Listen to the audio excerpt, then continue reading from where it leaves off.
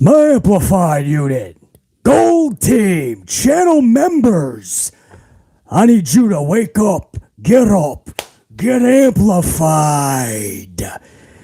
It is indeed time. Fix that, square that up. Red team, gold team, channel members up in this chat. We about to get amplified. You thought I was done? Did you honestly think I was done with the LA Knight debacle from Money in the Bank? Triple H's botch heard around the world. Am I done with the Cody Rhodes botch? Triple H's botch on Cody Rhodes from WrestleMania. Have you heard me stop talking about that since? No. I don't give that up. Oh, no. That playback is good. Let me put in the earbuds because we're just getting started. Let me get BC's playback in here. BC's playback for you guys sounds good. Now let me get my own playback so I can hear myself scream and get amplified for the next at least hour. No, I have not done. I am nowhere near done. Or as in Stone Cold would say, are we anywhere near done talking about Cody Rhodes not winning that title at WrestleMania? Oh, hell no. Are we anywhere near done talking about Triple H's botch on LA Knight this past Saturday afternoon/evening? Oh, hell no. BC is just getting started.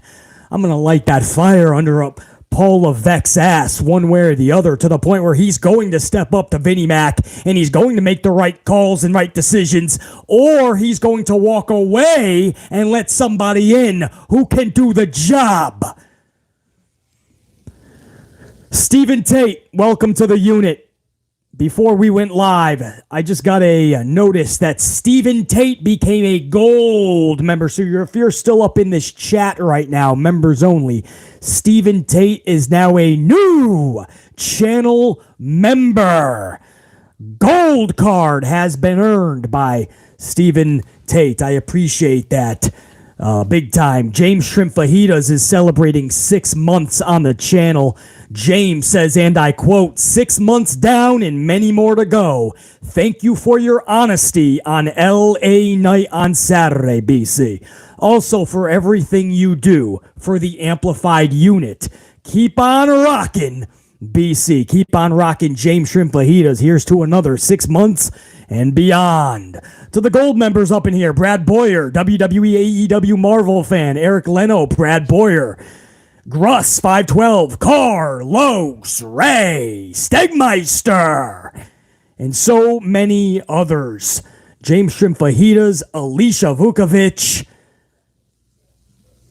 and many more. Ali, Jane Donnelly, DJ is a prodigy, Dave Mealy, Spicy Mama McCaleb celebrating 3 months of membership. What up, love? Good to see your handsome face again. Oh, we rockin'. I put my head to my dome piece to a few brick walls yesterday. Tried to adjust the fog that Paul Levesque put into all of our dome pieces on Saturday afternoon to no avail. It was not a dream. It is indeed a nightmare what happened to LA Knight. But Spicy Mama McCaleb, good to see you up in here. And I appreciate that 3 months. Here's to another 3 months and beyond. So it's cool that you guys are celebrating some monthly milestones, man. This one is for you guys, my channel members, man. On Saturday afternoon, we had the whole amp unit up in here. Hundreds live for 4 hours. Thousands caught it ever since, guys. We're about to hit 14,000 views on that live reaction, live review of Money in the Bank. You guys saw an unprecedented 204 uglies to, I believe, 3 goods. 204 bads to 3 goods because 100 plus of those were uglies. They got crossed off into 2 bads a piece, and you guys saw 204 bads. That's a real thing, man. If you didn't catch the live stream, check it out. And it was all stemmed because we had to keep rewinding back to the first match and Triple H, Paul Levesque botching LA Knight. Salute to my channel members before I get ranting. This is going to be one of those rants probably, guys. If you're looking for calm BC, and we're just going to talk some pro wrestling, right? Tonight's Monday Night Raw. We'll get to the preview in a little bit. Good to see you guys up in here, man. My name's BC Amplified. Oh, man, Network Guy Dave. How you doing, man? Carlos Ray, Stegmeister. Man, we're going to be nice and calm, right? People are going to find the channel in this live stream. They're going to go, wow, he seems like a cool, calm guy. We can talk wrestling calmly. I'm going to subscribe to this guy. He seems really chill. That's not going to be BC. That's not how we're going to talk. We're going to scream a little bit. We're going to get amplified. If you get scared, piss your pants, cry your tears, and run to mama. Because we don't give a fuck. Mission statement from day one, change the pro wrestling world back to the better. We only do that if we're honest. Now, I could just talk normally, and we can try to get to the conclusion if we just talk like we're just buddies at a bar, or I could just be truthful to myself and to all of you, and we can just get fucking amplified. If you're gonna cry because we're amplified, fuck off, numbnuts. And take the lead, numbnuts, with you, Paul Levesque. Anyway, salute before I get ranting. Because I'm gonna get ranting. And guess what? I have almost 2 hours before Monday Night Raw. So I can take as much fucking time as I want. To all my gold cards up in this chat right now, every single name in this chat has a gold card next to it, because I made sure it's channel members only. Salute to every single one of you guys, man. Maximus Sage, man, just joined in. I know Maximus was a gold card member in the past. Unfortunately, must have been a cancellation for whatever reason. I hear you, man. Life happens. I appreciate you coming back, man. Maximus Sage has always been amplified, with or without a gold card. This just makes him official. Maximus Sage, welcome back. Amp unit status. Gold card next to that motherfucking name. Put some respect on that name with a gold card. Hold on. Psycho on Crack, welcome back to the gold unit, man. I think Psycho on Crack was too, I believe. Welcome back, Psycho on Crack. Back with that gold card after your name, where it should be. Welcome back, brother. So we got a lot of channel members jumping on or jumping back on the channel. We missed you. Welcome back. Salute to every single name in this chat with a gold card next to it, which is every single one of you motherfuckers. Every one of you amplified motherfuckers. Salute. Welcome in, Pimp Jesus, Robert Hurt. Welcome in. Colin, welcome in. You know it, Brad Boyer. You know it. Sorry, this is really good. This is my 9th coffee, and it's already fucking 6. That's not a lot, man. 9 at 6 o'clock p.m. All right, here we go, guys. Here we go. Paul Levesque. You guys ready for why LA Knight didn't win the briefcase? Not just super over here in the States. The fucking UK blasting this dude's name. WrestleMania's crowd the night before blasting this dude's name, and they keep him off Mania. They keep him off Backlash. They keep him off Night of Champions. They finally put him in Money in the Bank just because he's with fucking 6 or 7 other dudes. Man, they have him lose that. And you know what Paul Levesque says? Paul Levesque says, and I quote, you know how he talks all fucking, he lowers his voice, right? He learns everything from Vince McMahon. He wants to be Vince McMahon so fucking badly. I know that LA Knight was super, this is almost verbatim, guys. If I'm mismatching a word here and there, it's a slight paraphrase. I know LA Knight was super popular, here tonight and has been. That's one of those scenarios where good things come to those that wait, right? Right? He tries to fucking get validation from the little media, which is other podcasters and fucking content creators. Right? Good things come to those that wait, but I truly feel that that's a journey that's just beginning. And he puts his head down when he says that, right?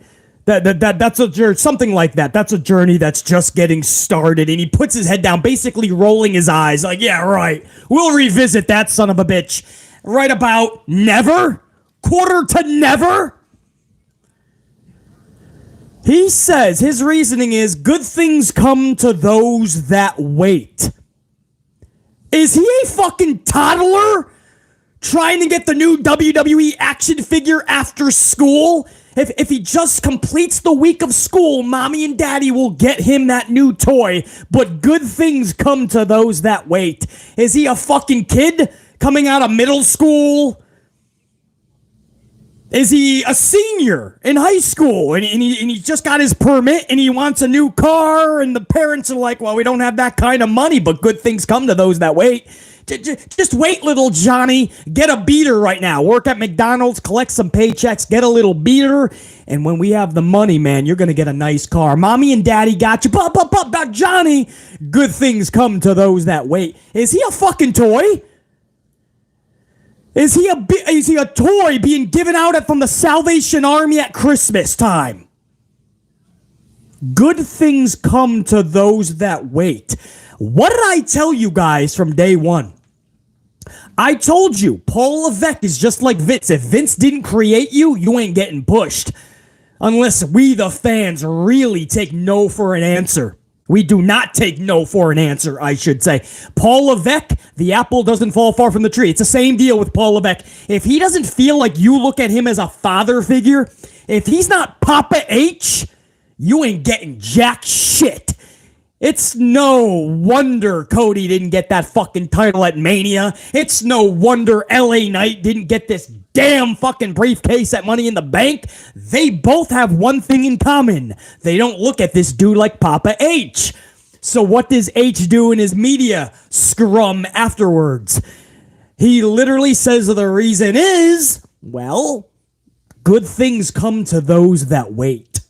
That's something a father tells his fucking toddler, his kid, his child.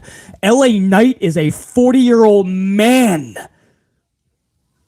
He doesn't look at you as Papa H. He doesn't look at you as his father, and you're not his father. He's a grown man. He's a professional wrestler on your roster. Good things come to those that wait. Like he's talking to his daughters that he and Stephanie had. Like it's one of his daughters. Good things come to those that wait. That's why you didn't give one of the hottest guys on the fucking roster the most over right now. White hot. That's why you didn't give him the briefcase in front of tens of thousands of motherfuckers. And then he doesn't even have a plan. He just says, I believe that's a story. That's an adventure that's just beginning, right? Or that's a journey that's just getting started, he says. And he puts his head down. He can't even look anybody in the eye when he says that. I truly believe that's a journey that's just getting started. No, I don't know. I didn't put any time or effort into LA Knight, so I don't fucking know. Does this sound familiar, guys? I appreciate the truth bombs up in the chat. I'm dishing nothing but truth right now. This is not an opinion. You guys know this. This is a fact. You may feel a different way. You may think differently. You may have a difference of opinion. That's fine. But we have to talk facts right now. And the facts are Paul Levesque is bullshitting you once again.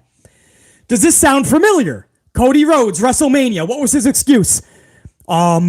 You gotta remember, sometimes there's more story to tell. Remember? And everybody bought it, or not everybody, my Amplified unit and a lot of others knew that was the time to change the titles. It was never gonna get as electric as it was right there. Not at WrestleMania 40, WrestleMania 50, SummerSlam. Whenever, if ever, Cody touches that title, it'll never be as electric as it was this past WrestleMania. But he said, sometimes there's just more story to tell and you gotta wait. And what happened, guys? Here we are now, 4 months now. It's July. There was never any more story to tell. Cody went to a totally different brand. There's even a new whole title on that brand. And Cody's got nothing to do with it. Roman's over here having a family feud. Roman went away for 2 fucking months on vacation. Came back. He's been in nothing but tag title matches. And now it looks like he's going to have a summer of Jimmy and Jay. So what's the continuation of the story? Way in the future, they may come across each other again. They may cross paths, and we're going to call that the continuation? Are they going to get together at WrestleMania 40, and you think that's going to be as electric as this past year? There's no story to tell. That's going to be a completely different book.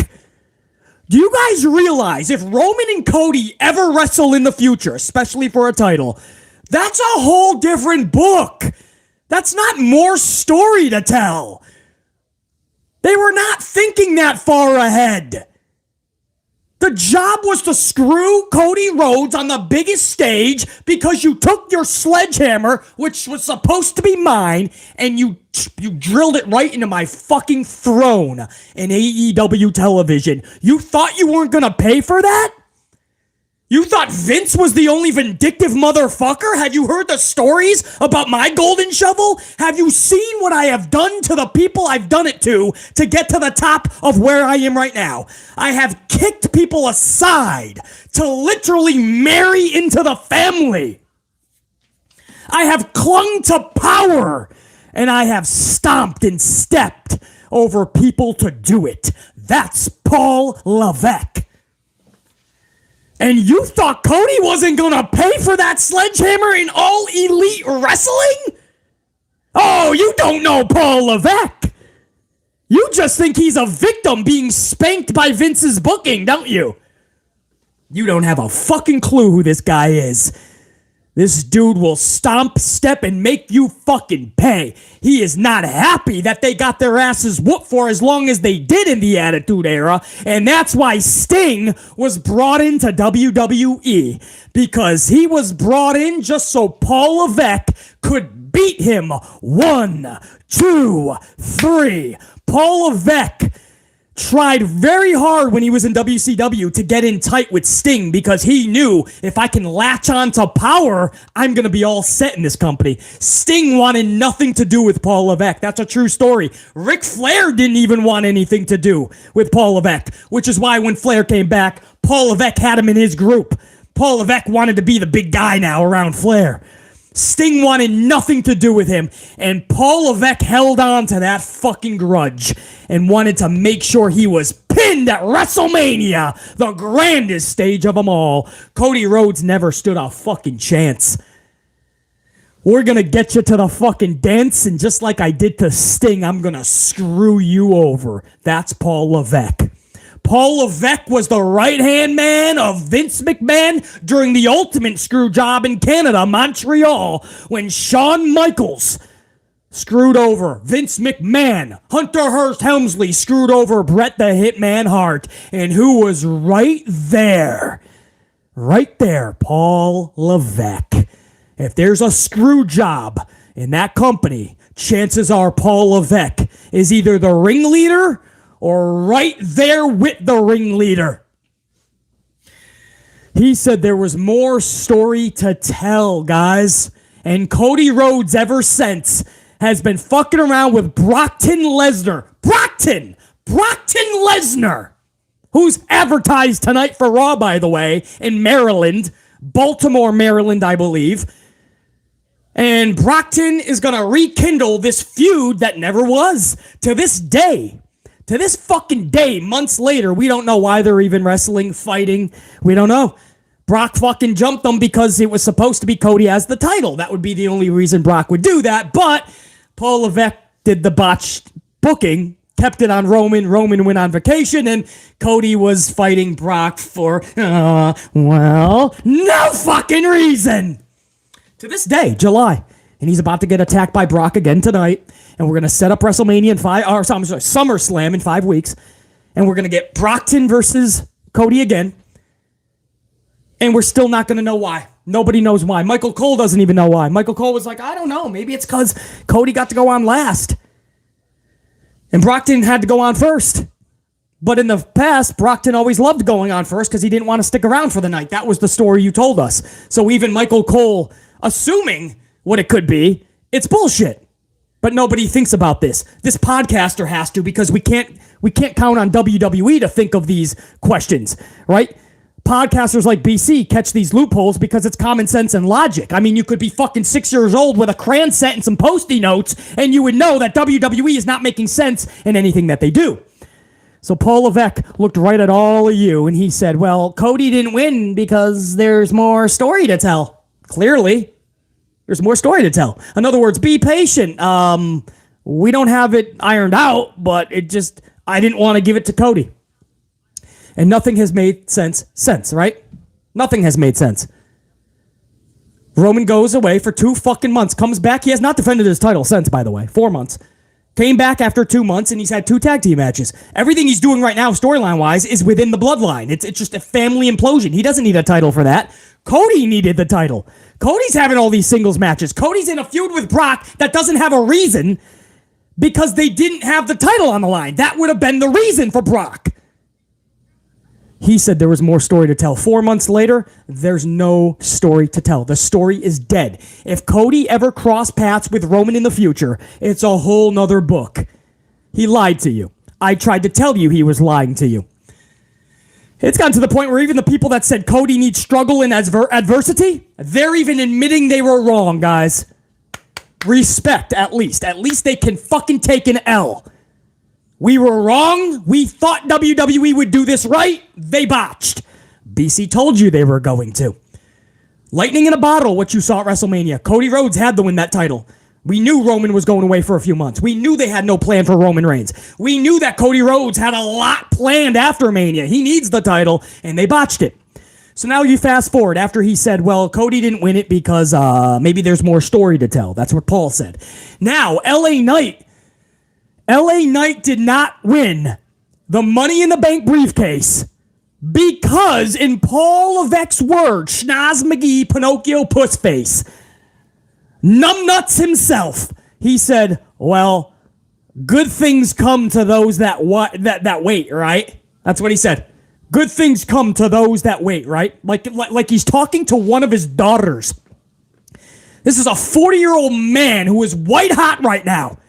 You just got to give him a little bit of good booking, man. Well, good things come to those that wait, right? I really think his journey is just starting, and he can't even look at people when he says that. He puts his head down and rolls his eyes when he says that. Could you imagine if Vince McMahon did not have Stone Cold win that King of the Ring when he was getting so fucking over, man? There were signs in the fucking crowd.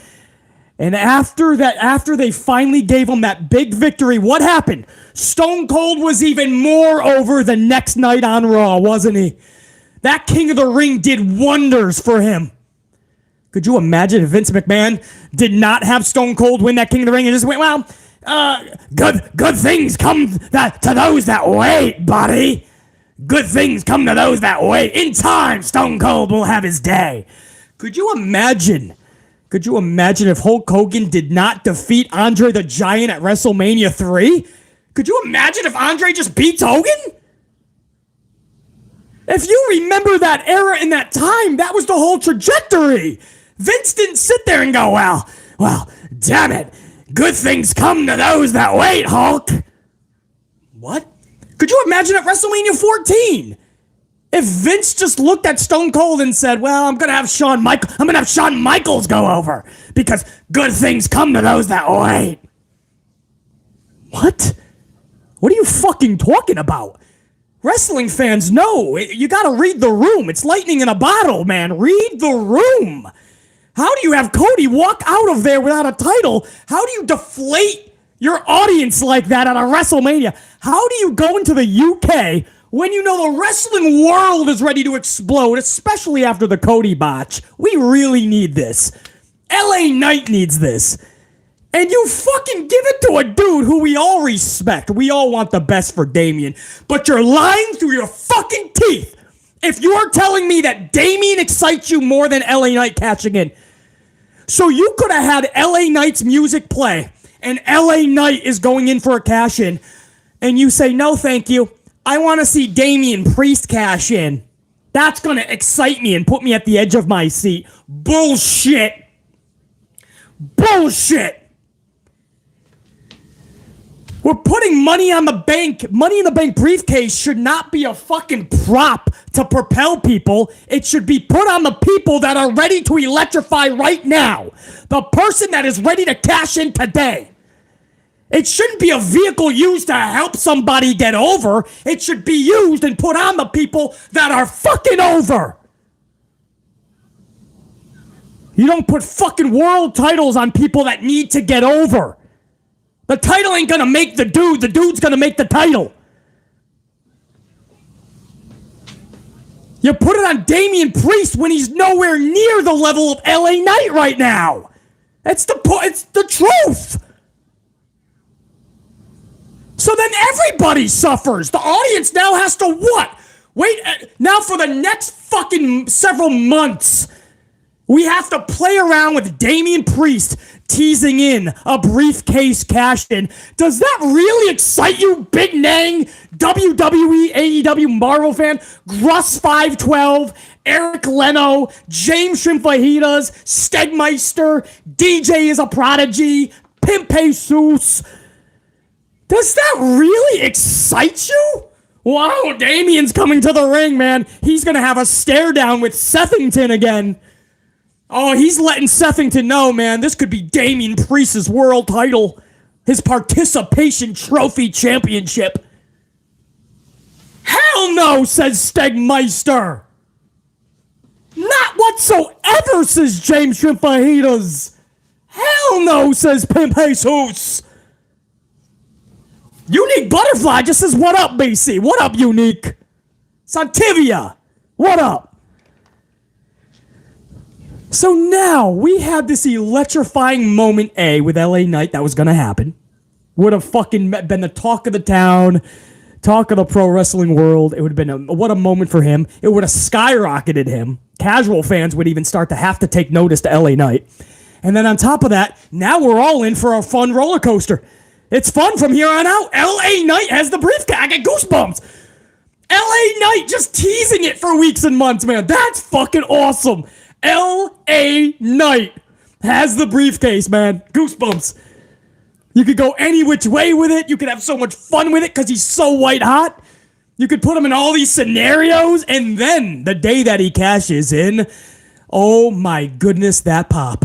That fucking pop would give you insta goosebumps. Instead, we give it to a guy that's, we like him. We like Damian Priest. We want the best for him. We want steady, consistently good booking. But he's far from over. So now we have Damian with it. And Damian's going to come out tonight. And Damian will be out next week. And Damian will be out every fucking week after. And he's going to show his briefcase. And he's going to go, look at this. Look at this, man. I got a briefcase. Are you guys out of your fucking seats? Not really. Casual fans won't give a fuck. Are you the guy that lost to the bunny last month? Wasn't there a not-so-nice bunny that just beat you 1, 2, 3? Oh, you're going for a title, huh? Casuals won't give a fuck. And Paul Levesque puts it on fucking Priest just to say fuck you to us. There was no reason. L.A. Knight, man. You wouldn't have Stone Cold not win that King of the Ring. You wouldn't have Hulk Hogan not beat Andre at 3. You would not have Daniel Bryan go into 30 and not win that title. You guys fucking know. New Orleans would have rioted. Fans would have never accepted Daniel Bryan walking out of 30 without the title. Vince would never say, well, good things come to those that wait. There's more story to tell with Daniel Bryan. No, you read the temperature of the room and you just give the fucking title to Daniel Bryan. Because at that point, Vince had already fucked around enough. Paul Levesque has fucked around enough. And this is the shit that Paul does. Paul Levesque does not want to give those big moments to the fans. He wants to say, fuck you to us. And he doesn't like creating these fucking, or having these stars that have created themselves. Like a Cody Rhodes or an LA Knight. They don't like when you get organically over. Vince never did. And Paul Levesque cannot stand it. If you don't look at him as Papa H. If you don't look at him as a father figure. You have to remember, Cody Rhodes was never a Triple H guy, and L.A. Knight, was never a Triple H guy. Go back. Look at when he came in. Look how fast he was ready to pimp him out too, Vince. Eli Drake, LA Knight, never. He's a 40-year-old man that never looked at Triple H like a father figure. He had to have a long talk with H, and at least he got his name back, right? That was more smoke and mirrors, so everybody fully believed that Vince was no longer in the equation, which was not true, and we never thought that on this channel. We knew Vince was still fucking around in the weeds. On top of the weeds, under the weeds, mowing the weeds, getting a fucking blowjob from fucking Paul Levesque in the weeds. I don't fucking know what they're doing in those damn weeds. But we knew Vince was still in those fucking weeds. What we want to know is why the fuck Paul Levesque is still on his knees in the weeds. Get the fuck up. Grab your fucking balls from your wife's purse, grow a spine and a set, and start acting like a chief content creative officer and not a little 10-year-old bitch boy. Punishing those that are not his kids. Cody Rhodes in WrestleMania, that can never happen in pro wrestling, and it happened on April 2nd. What happened to LA Knight can never happen, especially in the UK. With the momentum that LA Knight was ready to catapult. And Paul Levesque yet again. These are asinine decisions. I could see if maybe Damian Priest was a better call. It's not. There's not one fucking scenario. There is not one fucking scenario that you can give me that Damian Priest is a better option than LA Knight with a briefcase. Not one. You know why? Because no matter what you say, it won't give me the fucking goosebumps. I won't give a fuck about Damian Priest in a briefcase. And I know most of you won't either. You know how I know? I judge his fucking reactions when he comes out. It ain't that big. Think a briefcase is skyrocketing this motherfucker? Good things come to those that wait. Then why isn't Damian Priest waiting? Damian Priest is nowhere near one of your best wrestlers on the roster. He's had big matches regardless with the bunny that is bad and so many other. He's in a big faction. Judgment Day. He's getting a lot. Why did he have to get it over LA Knight? It's because you wanted to fucking prove a point to LA Knight, who's boss and who's in charge, and you wanted to say fuck you to all of us. That's what happened. Jonathan S., member for 1 month. Thank you, Jonathan S., was not impressed with Money in the Bank. LA Knight should have won it, but most people who don't know good talent have said LA Knight didn't deserve it. Well, they don't deserve to have 140 characters on their social doohickey machine if you don't think LA Knight deserves it. They don't deserve social. They don't deserve 140 characters. They don't deserve to watch pro wrestling. They don't deserve their own opinion because that's how stupid they are. Doesn't deserve it. Let me guess. LA Knight needs struggle and adversity. The same dumb fucks and numbnuts that said Cody needs struggle and adversity. And because of those numbnuts and dumb fucks, we're in the situation we are with Cody. While Roman holds the fucking 3 titles now, 3 titles at once, Roman 3 belts, till he gets Hulk Hogan's record of 1474, and he never has to defend it. It's now 4 months he has not defended that shit. It's July. He last defended early April. But struggle and adversity, BC. That's what I was told. Struggle and adversity, BC. How's that working out for you? Paul Levesque says, good things come to those that wait. To LA Knight. Losing at Money in the Bank like he's a fucking kid, a toddler, a child waiting for his favorite toy. Triple H, you don't get to play God, bro. You're not. And you're also not their father. Cut the shit, you fucking weirdo.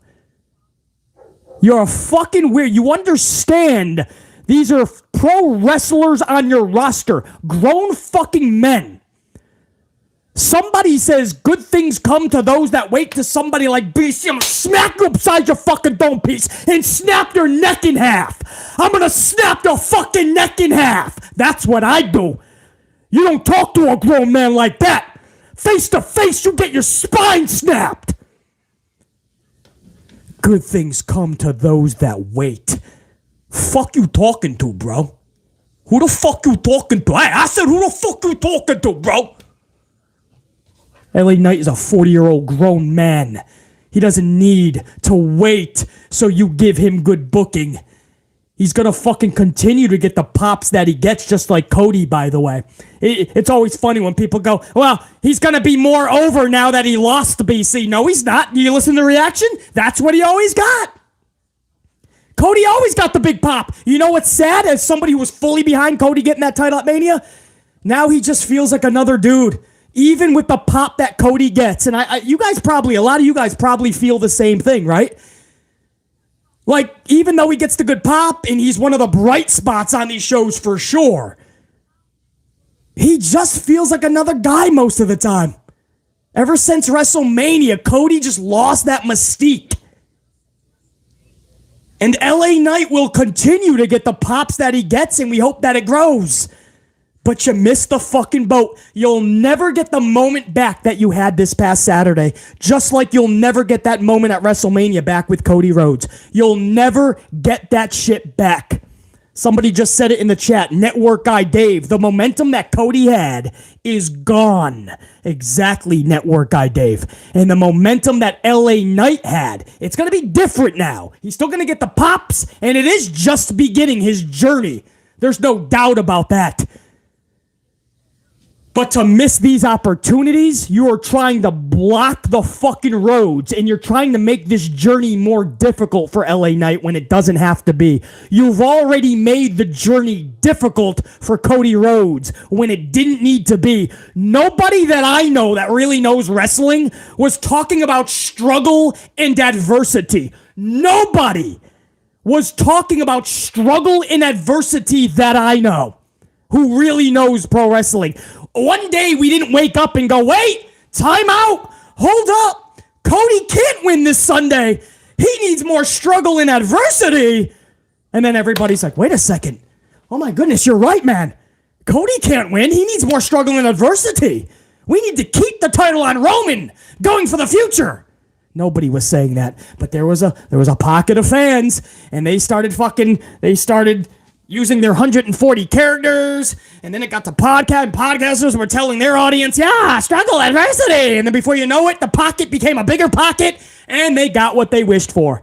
Struggle and adversity. Cody didn't get it. And here we fucking are. And most of those people are apologizing. We fucked up. Sorry, guys. I guess Cody should have won it. Oops. I'm just gonna start listening to BC Amplify more. Sorry, guys. I was listening to other people. They got it wrong. I'll start listening to BC more, and hopefully we can start to solve these problems in pro wrestling and not add to the problems. Yeah, that's what happens. Sometimes we listen to people. Maybe they're entertaining. Maybe we really like them. We've been listening to them for a long time. But they're wrong on a lot, right? They're wrong. Well, welcome to the Amplified channel. We just aren't. We don't fuck around, man.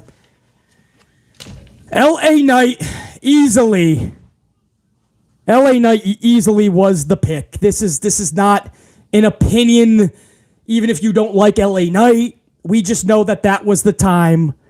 That was the time to press that button, right? I say it all the time. Hulk Hogan, he's not going to lose to Andre at WrestleMania 3. Stone Cold is not losing to Shawn Michaels at 14. Daniel Bryan is not walking out of 30 without the title. Stone Cold is not winning the King of the Ring when he won. You wouldn't just hold off on that because good things come to those that wait. What the fuck are you talking about, you fucking idiot? You have a guy that's waiting to explode. He got over naturally, organically, and you're going to hinder him? You're not going to have him. You're going to have him right there at the end to take a fucking choke slam off the ladder. Why would you not give LA Knight this? It's more fun for all of us. And it propels LA Knight. Good things come to those that wait. What are you fucking gonna do, you idiot? You're gonna have LA Knight win out of nowhere at SummerSlam? He doesn't have a briefcase, but is he gonna win Austin Theory's championship? Cool. Wait, didn't he get traded over to us? Is he SmackDown now? Where the fuck is Gunther? Gunther is Raw, so it would be the IC title. So, no. LA Knight is SmackDown, right? I don't even fucking know. What are you going to do? What is LA Knight going to do? Win the mid-card title? And even if he does,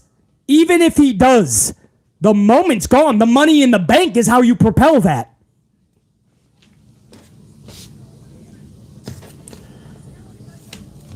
Because that's something Paul Levesque would do, right? Get the money in the bank briefcase. What happened last year? What was cashed in? It wasn't a world title.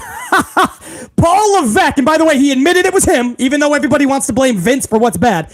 Paul Levesque had Austin Theory cash in during an open challenge in the middle of Monday Night Raw to a mid-card title, and he still lost.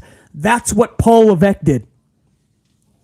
And we're still talking about it till this day because it's mind-boggling how that decision could be made. Whether it's the Austin Theory botched cash-in, the Cody Rhodes botched booking at Mania, or now LA Knight's botched Money in the Bank failure. Paul Levesque has shown you one common denominator. This dude does not know how to book professional wrestling. A few good years in NXT Black and Gold because he had masterminds around him. The Steven Regals, the Dusty Rhodeses, and Vince McMahon was paying for all of it. And then after a few years, what happened? Tony Khan whooped his fucking ass, didn't he? Put him into a fucking hospital, booted him off of Wednesday nights. But he's gonna save WWE. Is this what's gonna save it? Never giving the fucking big match to the person who we know has to win it because you gotta read the room. And everything booking from it, everything makes sense if you just go this way. It's sitting in your lap. Don't try to get too cute. Don't try to reformulate the whole format. Because you're going to fuck it all up. Paul Levesque is that guy who fucks up everything, right? You and your buddies, you want to have a fucking nice game night. You got all the fucking drinks. The beers are on ice. Maybe you got a keg. You set up the Jenga. You ever play Jenga? And you set it up, and now everybody's going to take out a piece, and whoever takes out the piece and it all falls, they lose. Now, this game could go a good half an hour if you play correctly and everybody uses common sense and logic. Triple H, Paul Levesque, is that fucking idiot who goes first, takes out the first piece, and brings the whole Jenga hotel down. Oh, what the fuck, Paul? It took you more time to set it up than it took to play the game. Because Paul Levesque doesn't know how to play the fucking game.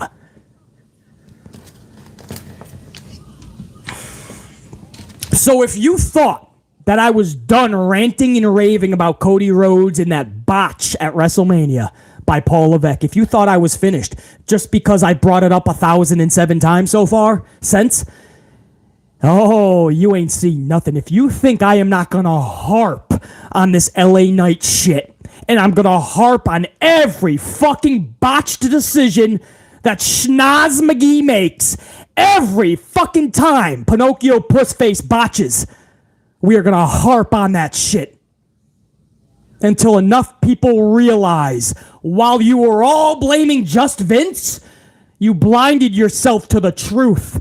Paul Levesque was making these decisions all along. And in case you're wondering, even Sean Ross Sapp said that all he heard about Vince at Money in the Bank was he was not there, and he's got no word whatsoever of what decisions were being made remotely, because that's the story before every WWE show. We hear that Vince's fingerprints are all over it, or he's working remotely to rip up scripts. This is what we hear. Well, even Sean Ross told a little bit of truth. I don't know what the fuck the deal was. I know he was not there, and I have no word that he changed or did anything to the show. All we know is Paul Levesque was there. Paul Levesque was the man in Gorilla, and Paul Levesque was the one in the media scrum saying, I did this, I did that, this reason was done for this fucking situation segment. It was Paul. And if you're wondering, BC sources heard the same fucking thing, but they've been hearing that. No word about Vince doing shit. Paul Levesque was running this show. And that's what you fucking got for LA Knight. Just like Paul admitted, he was running the show with Cody Rhodes. And he said, sometimes you make the right call, sometimes you don't, and you roll with the punches. He admitted, oh, I possibly got that wrong. He knew he got it wrong, but it was a way to say fuck you to us and teach Cody Rhodes a lesson. Just like this was a way to teach LA Knight a lesson and to say fuck you to us.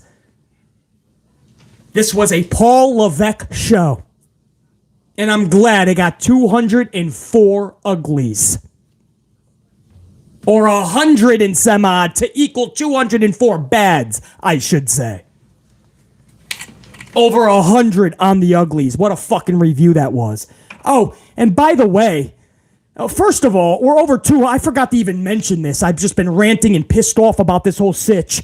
We're over 200 on the ups. You guys are fucking phenomenal. Members only chat up in here, but I know my red team, even if they're not a gold member, I know my red team is showing up and showing out right now and just as amplified as BC. So I appreciate that, man. Let's get that over 250 to show the world we are amplified and ain't nobody. And BC said nobody even close to us.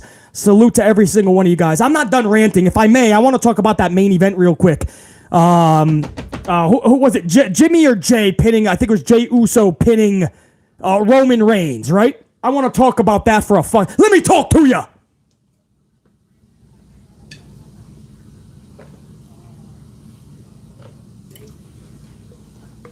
Salute. So, Jay Uso pins Roman Reigns at Money in the Bank. Now, Usos are my favorite tag team with the Briscoe brothers. You know that, man. Jay, in each, by the way, Mark and Jay. And you got Jimmy and Jay. Go figure. But Briscoe brothers, Usos. So I love the Usos. Let me just give that full transparency in case there's new subs up on here. Full transparency, I love the Usos.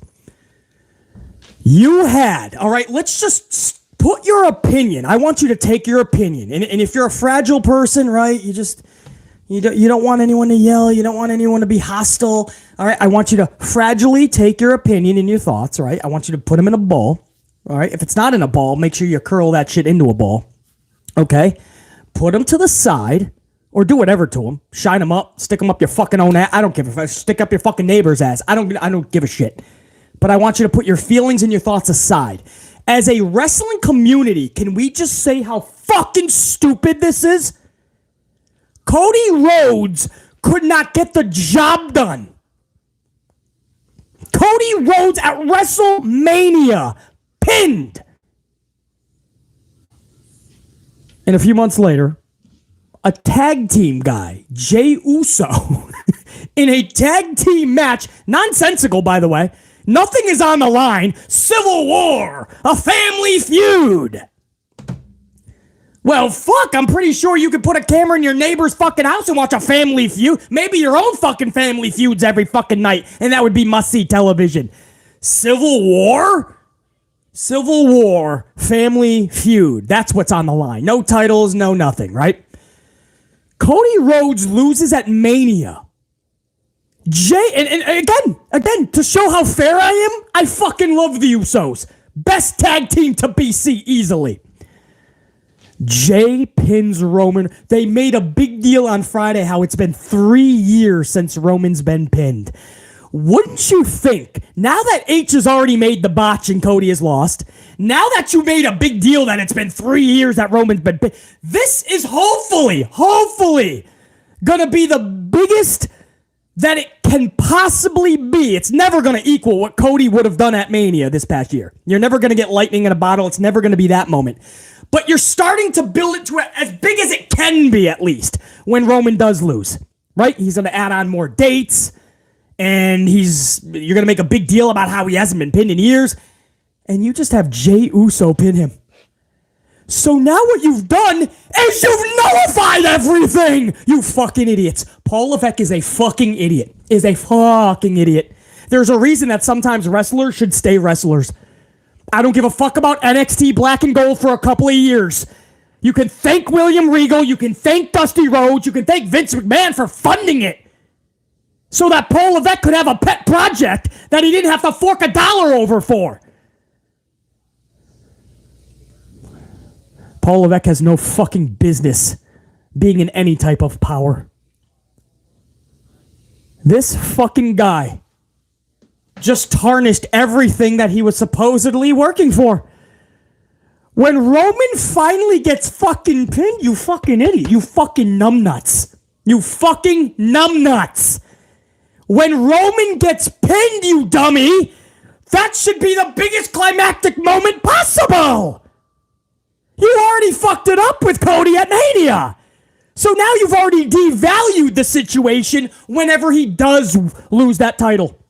You've already devalued it. You're never going to get, listen to me, you will never get that back. That what you had at April 2nd, WrestleMania Night 2 with Cody. You'll never get that back.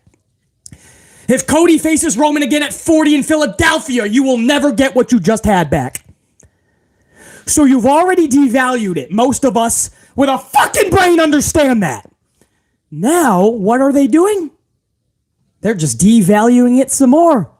Hey, what if we have Roman just get pinned flat on his back 1, 2, 3? Maybe it'll shut the people up that say Roman always wins. Roman never loses. He's going to hold the title forever. Maybe we can shut them up and Roman won't lose anything, right? Because it's nonsensical. It's a fucking tag match. Who do you think who's saying that? Maybe fucking kids. Maybe fucking idiots who really thought that Paul Levesque just did Roman dirty. What? Everybody knows that was a nonsensical fucking tag match. You think anybody gives a fuck if Roman got pinned by his tag team cousin? That does nothing for the business. It doesn't even do anything for the fucking Usos. They're a tag team. Except for what? Michael Cole is just going to say that till he's blue in the face every single time the Usos are out there for the next 10 years? Jay once beat Roman 1, 2, 3. You actually had Roman Reigns finally get pinned in a nonsensical tag match from his fucking cousin. No, Shinsuke Nakamura. No.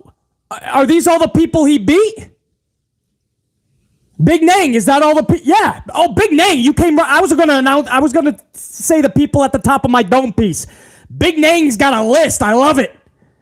Braun Strowman, Bray Wyatt, Drew McIntyre, and Jay, by the way, KO, Daniel Bryan, Edge, Cesaro, Rey Mysterio, Jonathan Cena, Finito Balor, Big E Langston, Sethington Rollins, Brockton Lesnar, Scooter McGee, Matthew Riddle, Logano Paul, Samaya Zayn, and Cody Rhodes. All of them for nothing. We already saw Roman get pinned. The moment when he finally gets pinned, man, and that person hoists up that championship. Oh, wait. We already saw half of it, didn't we? Roman flat. The image of Roman losing his title, right? We already saw it. The only difference is he didn't lose his title. It was a nonsensical tag match. But that was the Roman image, right? He was outside like Sasha Banks. Remember when Sasha lost to Bianca? And she had the hands over her head in tears.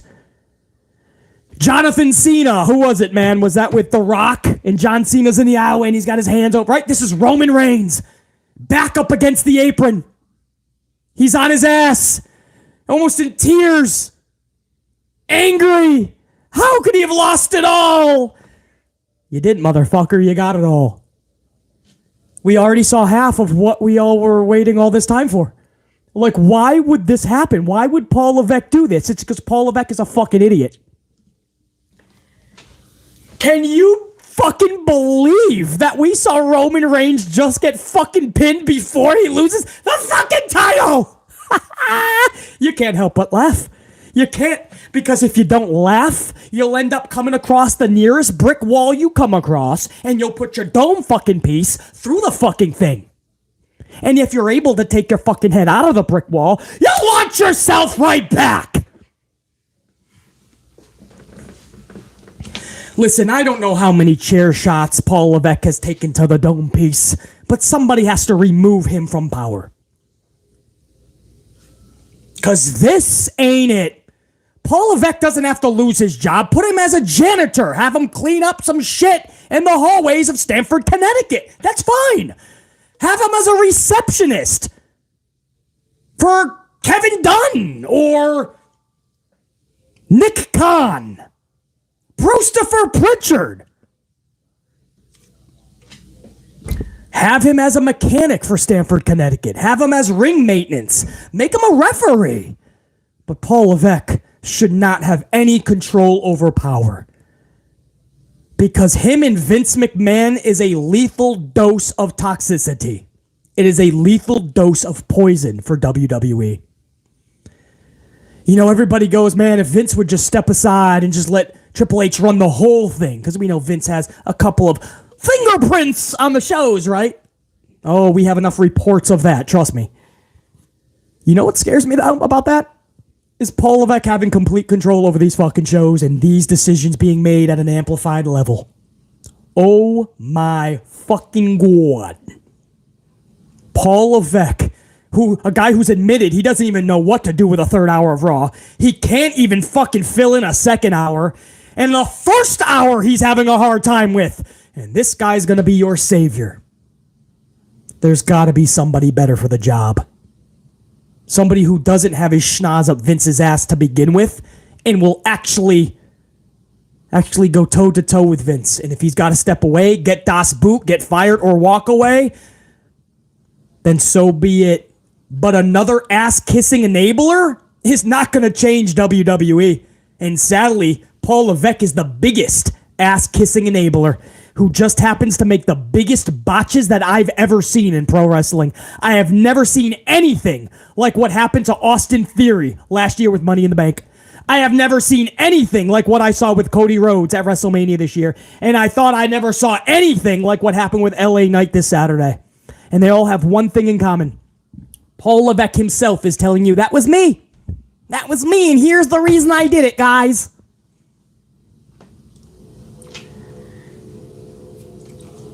Not like anybody will believe him, right? Nah, he's gonna say that, Beasley. He's gonna say that, man. It's Vince, but he's got to say that to save face. You know what I mean? Save face. This guy is looking like an idiot. He's chief content creative officer. He's the only guy there at Money in the Bank. He's the one at the press conference. He's telling you it was me.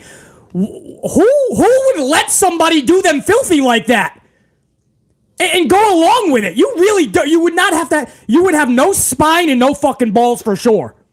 If you just let somebody walk over you like that and take all of the responsibility, you are a fucktard. That's why I never will respect anybody that looks at Triple H like a victim. Because even if Vince was calling 100%, wouldn't you fucking call Paul Levesque out on being a bitch boy, Braden, ballless and spineless? A fucktard? A numbnuts? Who's got no self-respect?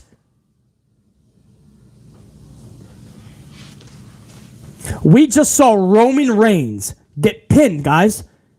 And as much as we love the Usos, or a lot of us, as much as we love the Usos, we just saw Roman Reigns get pinned.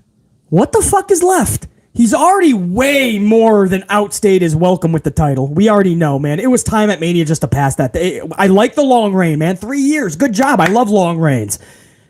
That was it. We all knew you got to read the temperature, man. We needed something different now. It was the right time. Cody was the dude. And everything booking-wise made sense. Roman's going away, and when he comes back, he's going to have a family implosion storyline. Nothing to do with the title. And Cody needs the title. Brock, he's going to be the guy on the pay-per-view, right? So the storyline dictates that Cody would need the title. No, why would you fucking do the opposite? LA Knight, storyline-wise, for fun. LA Knight with a briefcase? Teasing in cash-ins for the next several months? Goosebumps. Why would you give it to somebody else who's not even over like Damian Priest? Oh, hopefully that gets him over, BC. No, that's not how this works. This guy is literally just doing the opposite of what we know we're waiting to explode for. So when the time finally comes that they get any type of good booking, nobody's gonna give a fuck. We'll applaud them, we'll cheer them, but the lightning is out of the bottle. The magic is gone. The momentum has died. Exactly, network guy Dave. Nobody wants to hold Triple H accountable for any of these big calls. Nobody. Well, this guy goes to a media conference and he says, well, LA Knight, I know this was a quote. I know LA Knight is really over right now, but, sometimes good things come to those that wait, right? And he says it all creepy, too. Sometimes good things come to those that wait. So I think his journey is just starting. And he looks down and rolls his eyes, basically like, yeah, right. Like he's a fucking toddler, like he's a kid who wants a new toy. Good things come to those that wait, little Timmy. You're not his father, dude, you weirdo. The fuck? Did you just tell a pro wrestler and the fans, good things come to those that wait? This guy truly thinks he's your papa. He's your fucking father. We want good wrestling decisions so that we have a better product, you fucking numbnuts. Put the briefcase on LA Knight, you idiot. Put the fucking title on Cody at Mania, you fucking idiot. Don't have Austin Theory cash in on a mid-card title during an open challenge in the middle of a Raw. You fucking idiot. These are bare minimum requests that wrestling fans have. And Paul Levesque, the next night after all these events on the media scrum, says, well, maybe Cody didn't win because there's more story to tell. Nope, no story to tell. None at all. They each went their own way, telling different chapters and different books and different stories. If Roman and Cody ever wrestle or fight in the future, it's a whole nother book. The story is dead. It's been dead. It's been dead since WrestleMania. Cody acts like he doesn't even fucking acknowledge Roman's existence. And Roman Reigns has moved on. There's nothing. It's done. All you're going to get in the future is another rematch, a rehashed feud. Just like you're getting with fucking Drew McIntyre and Gunther. Drew McIntyre comes at Money in the Bank, comes back after all these months off. You finally get a second chance at a first impression. You better do something that's going to put the wrestling universe on notice. You have just done something that's got the wrestling world talking. And what do? Drew comes back as the same lame face that gets a pop in the UK, but everywhere else, we're going to give him the golf clap. Or a big pop at the start, and then it's going to be like, oh, it's just Drew. And what's he going to do, guys? He's going to go after Gunther's title again. Didn't we just see this at WrestleMania? After all these months, the best you got for Drew's booking is to have him come back right where he left off with Gunther's mid-card title. There's people that are going to defend that. I don't mind it, Maisley. If you think about it, Maisley, I was okay with it at Mania. So I'm kind of okay with it now, if you think about it, Beasley. But that's only if you think about it, Beasley. You know, but if you don't think about it, Beasley, then maybe you're not going to think about it, Beasley. But I think about it, Beasley. Man, we're using bare minimum creative together in the Amplified unit. We were like this. We were like, listen, he comes back as a heel.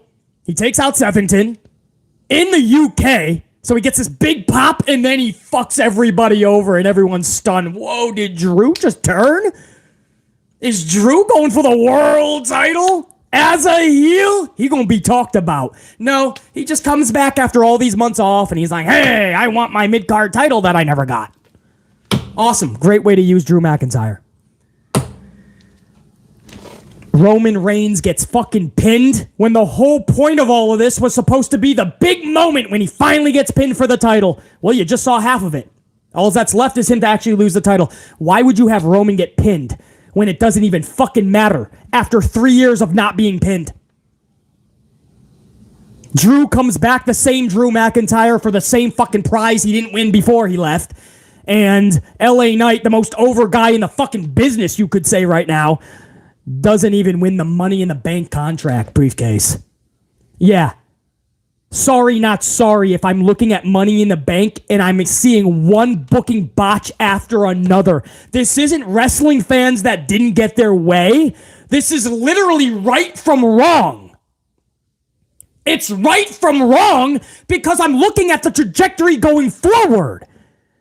It's the same shit I said at Mania. And there were some fans like, nah, you gotta be patient, Macy. Cody's gonna be rewarded for, right? Bully Ray and so many others. Remember what Bully said and everybody? Oh, I love the decision, they said. Cody Rhodes needs struggle and adversity. This is going to make Cody even better. This is going to make fans appreciate what is happening with Cody more. And now what's everybody doing? Putting their tail between their legs. They're tucking that shit and running for the roads. They're saying, oops, sorry, we were wrong. We'll take the L. We were wrong about Cody. We were assuming WWE was going to do it right. And BC the whole time was 10 miles ahead of everybody else. I was already thinking about what they were going to do. And I knew they were going to botch. And that's why another reason why Cody had to win it at Mania. No. We didn't do that. And now Bubba is taking an L of a lifetime.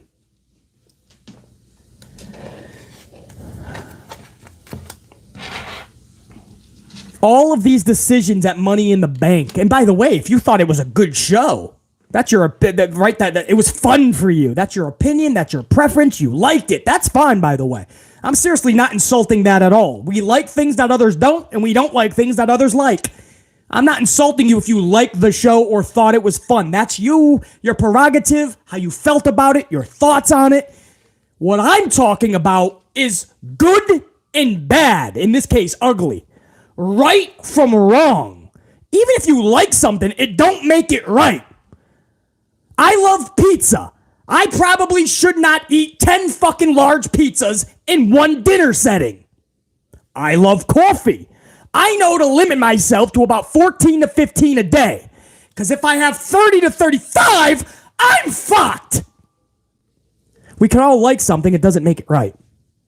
I like Jinder Mahal. I know, that's an unpopular opinion. You know why you don't hear a lot about Jinder Mahal on this channel, even though I like Jinder Mahal? It's because I know he doesn't belong in about 99.99% of the shit on television. He does not belong there. Sasha Banks, when she was doing the shit with Bayley, as a huge Sasha Banks supporter, Mercedes Moné, I went against the Sasha crew, they call themselves, my peeps.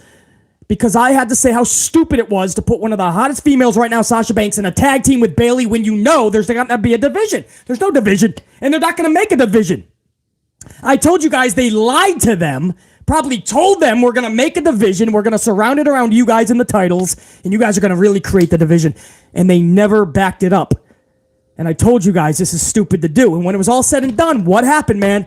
All of that Sasha crew said, BC, we should have listened to you. You were right, man. I know. Just because I like something doesn't mean I'm just going to vouch for it and not pay attention to or acknowledge the problems. In fact, when I like something, I'm going to be even more truthful about it.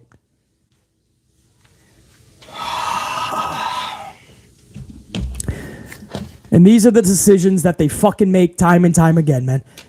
Guys, anybody that doesn't see that what happened to LA Knight is fucking stupid. They probably just shouldn't be... I was going to say they probably shouldn't be talking about pro wrestling. You just don't converse with them. If you see that on a social doohickey machine or in a message board, just go.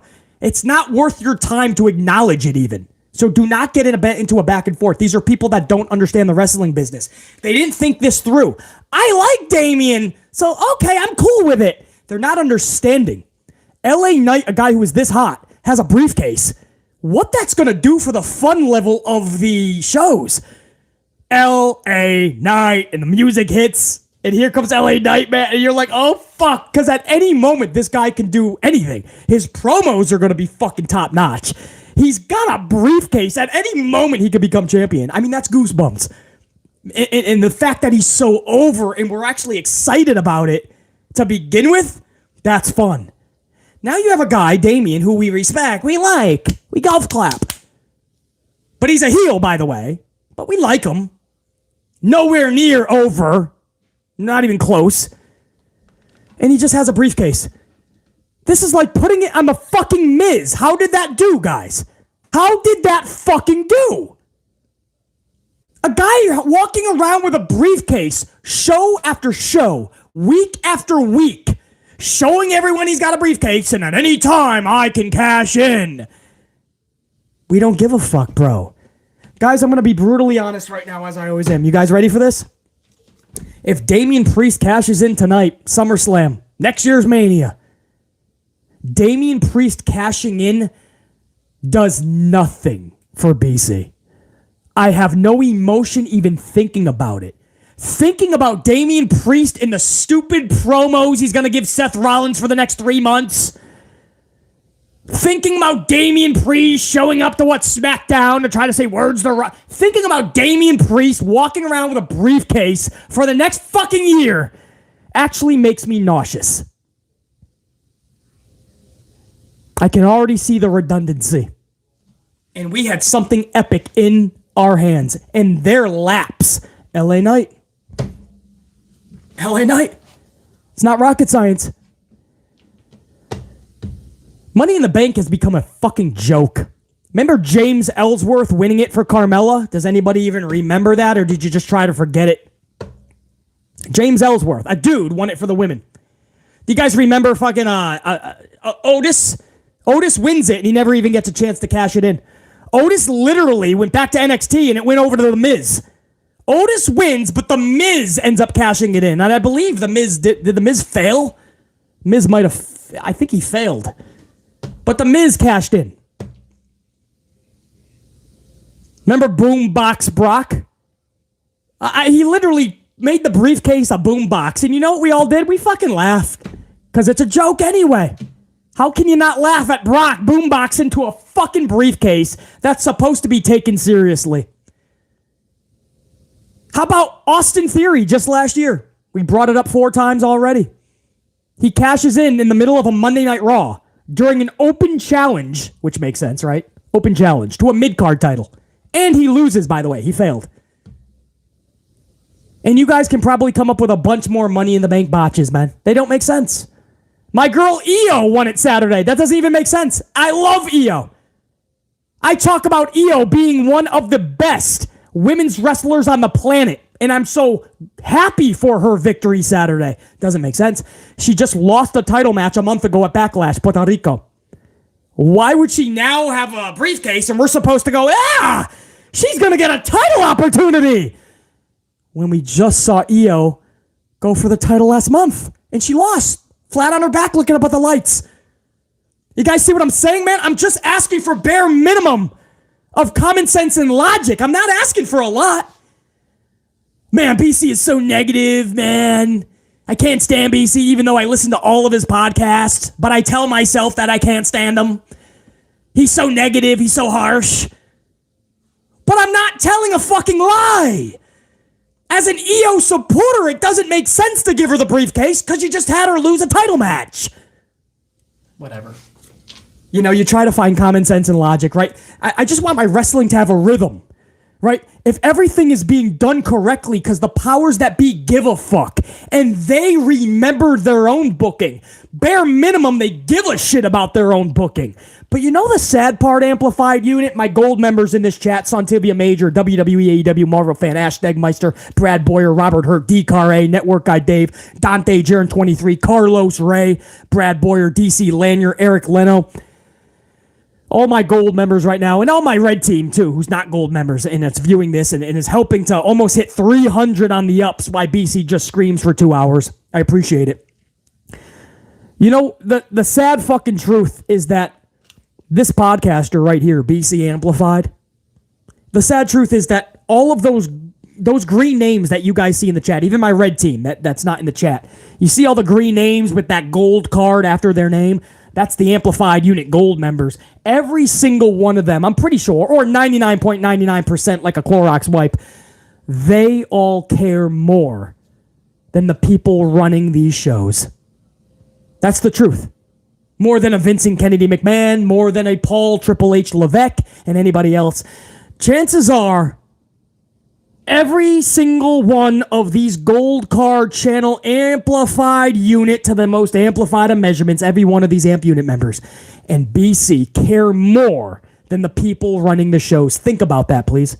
Think about that. Why the fuck is a podcaster and all of these amplified fans of the product, why do we care more than the fucking people that are putting the shows on? Why do they, it seems, don't care at all? That's fucking ass backwards, bro.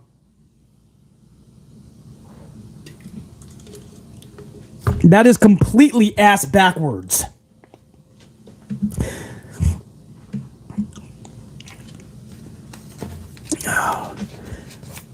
Ass fucking backwards, man.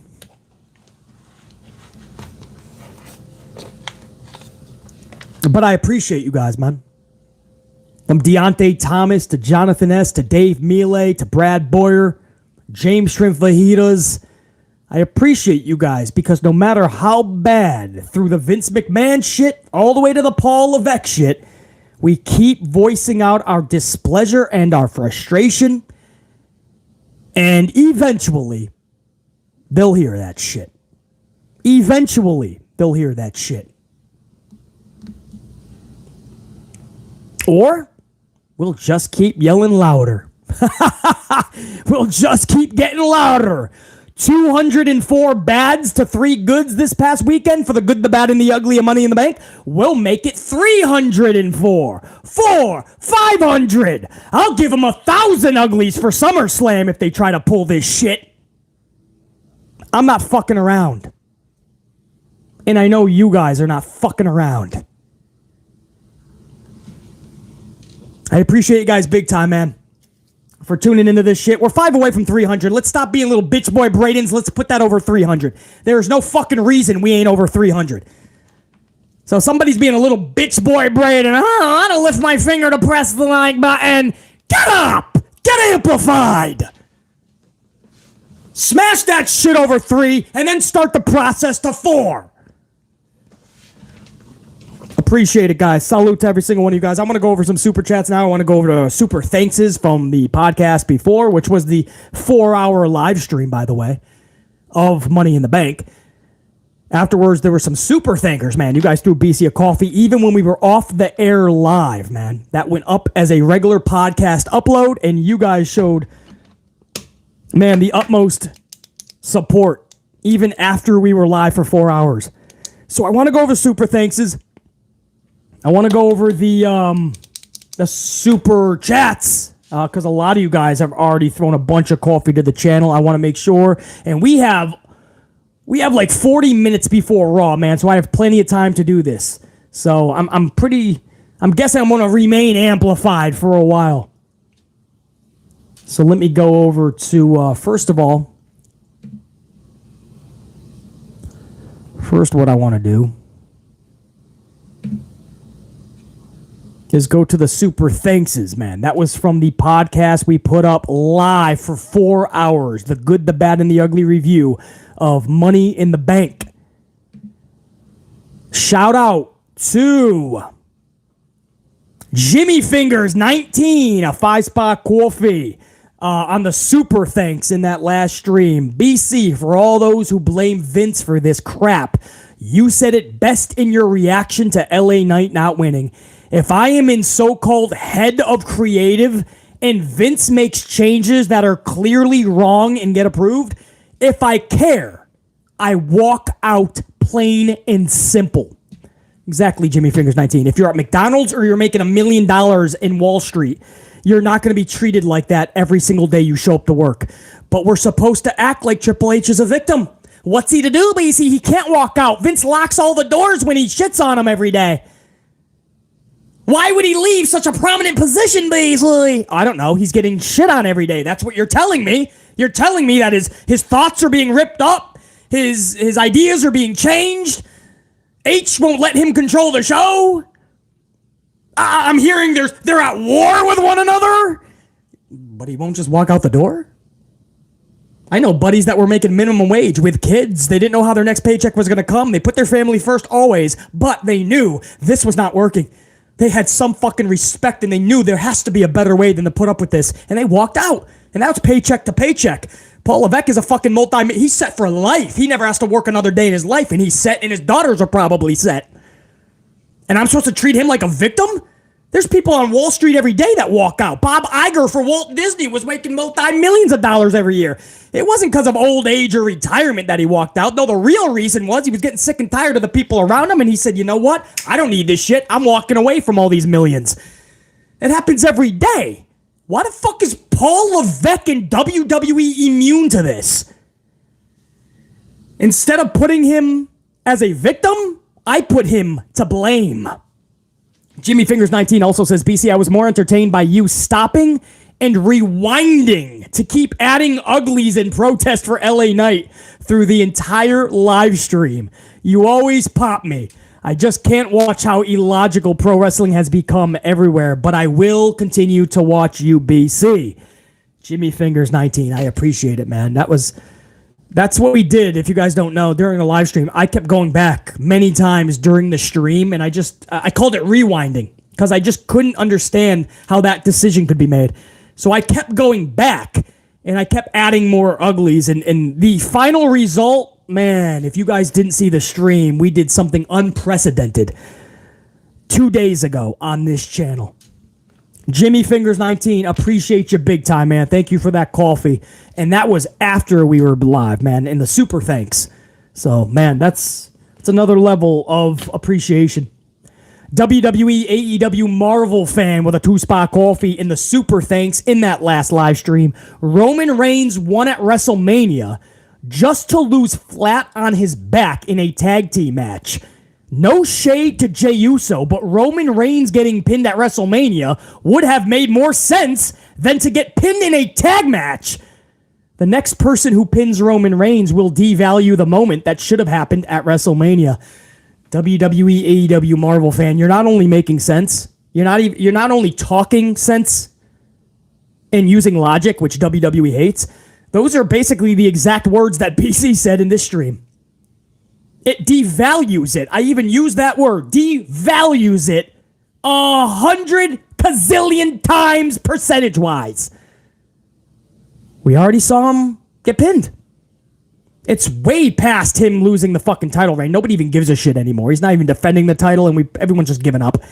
But on top of that, we've already seen him get pinned. All that's left now is the title changes hands. They keep devaluing it. The moment will never be as electric as WrestleMania. They botched the Cody Rhodes thing with him. Then they had him get pinned a few months later, literally with no title on the line. What's left? You're stripping away everything that was going to make this title change special. You're stripping everything away slowly but surely. The biggest possible moment at Mania? Gone. Him getting pinned? Done. You're stripping it away. JR9 Gaming, a super thanks in that last stream. 2-spot. JR9 Gaming was actually there in the O2 Arena, by the way. JR9 Gaming is not here today with us, my right-hand man. He's probably traveling back or whatnot. But JR9 Gaming left a super thanks in that chat. Or no, this was after the chat. The super thanks after this was already uploaded. Thanks, BC, for the epic live stream. Just watched it all back in full after coming back from Money in the Bank. Did the booking suck for the majority of the event? 1,000%. But the atmosphere made the night so much fun, from the thunderous pops for Cena, Drew, etc., to just the creative chance to singing Kingdom. Yeah, JR9 Gaming, man. If that event wasn't in the UK, I probably would have added another 100 uglies, bro. Luckily that atmosphere is what kept it afloat. I had a blast, but Triple H is a clown for doing LA Knight so filthy. Priest with the briefcase accomplishes nothing but leads to the Judgment Day splitting up, which makes 0 sense. Not only 0 sense, but you can do that without a briefcase. The post-match party celebration in the crowd after the Usos won was fantastic and so much fun to be a part of. One of the best experiences I've had, even with the criminal booking throughout the night. Shout out to the unit for perfectly holding down the stream in my absence. This unit is epic. Fire emoji. JR9 Gaming, bro. Appreciate that. Also, congrats to one of my all-time favorites, Io Sky. Really happy to have witnessed her moment. Such a creative finish, too. It's one of the only things that got a like in the review. The way that she handcuffed Trish and Bayley and then walked over Bayley. As much as Io doesn't make sense because she just lost the title match a month ago, that was a creative finish. Best case scenario is she holds the Money in the Bank for a while, announcing a cash-in versus Asuka at WrestleMania 40. That's the only thing we can hope. Asuka, Io, do it. But because that's what we all want, we're not going to get it. That way they can properly take the time to build her up. Once again, thanks for the stream, BC, and WWE better bring Mania to London. JR9 Gaming, man. Whenever you see this, salute, brother. I appreciate the super thanks, Coffee. And thank you for all of your thoughts and your reports at Money in the Bank.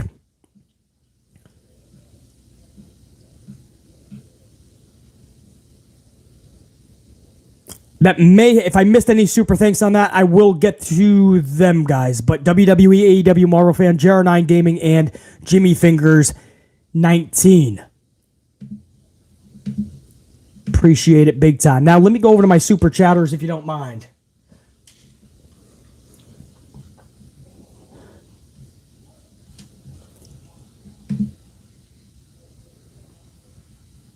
Got to get them up on the big screen, guys. That's where the super chats deserve to be. The big screen. Put them up on the big screen, BC.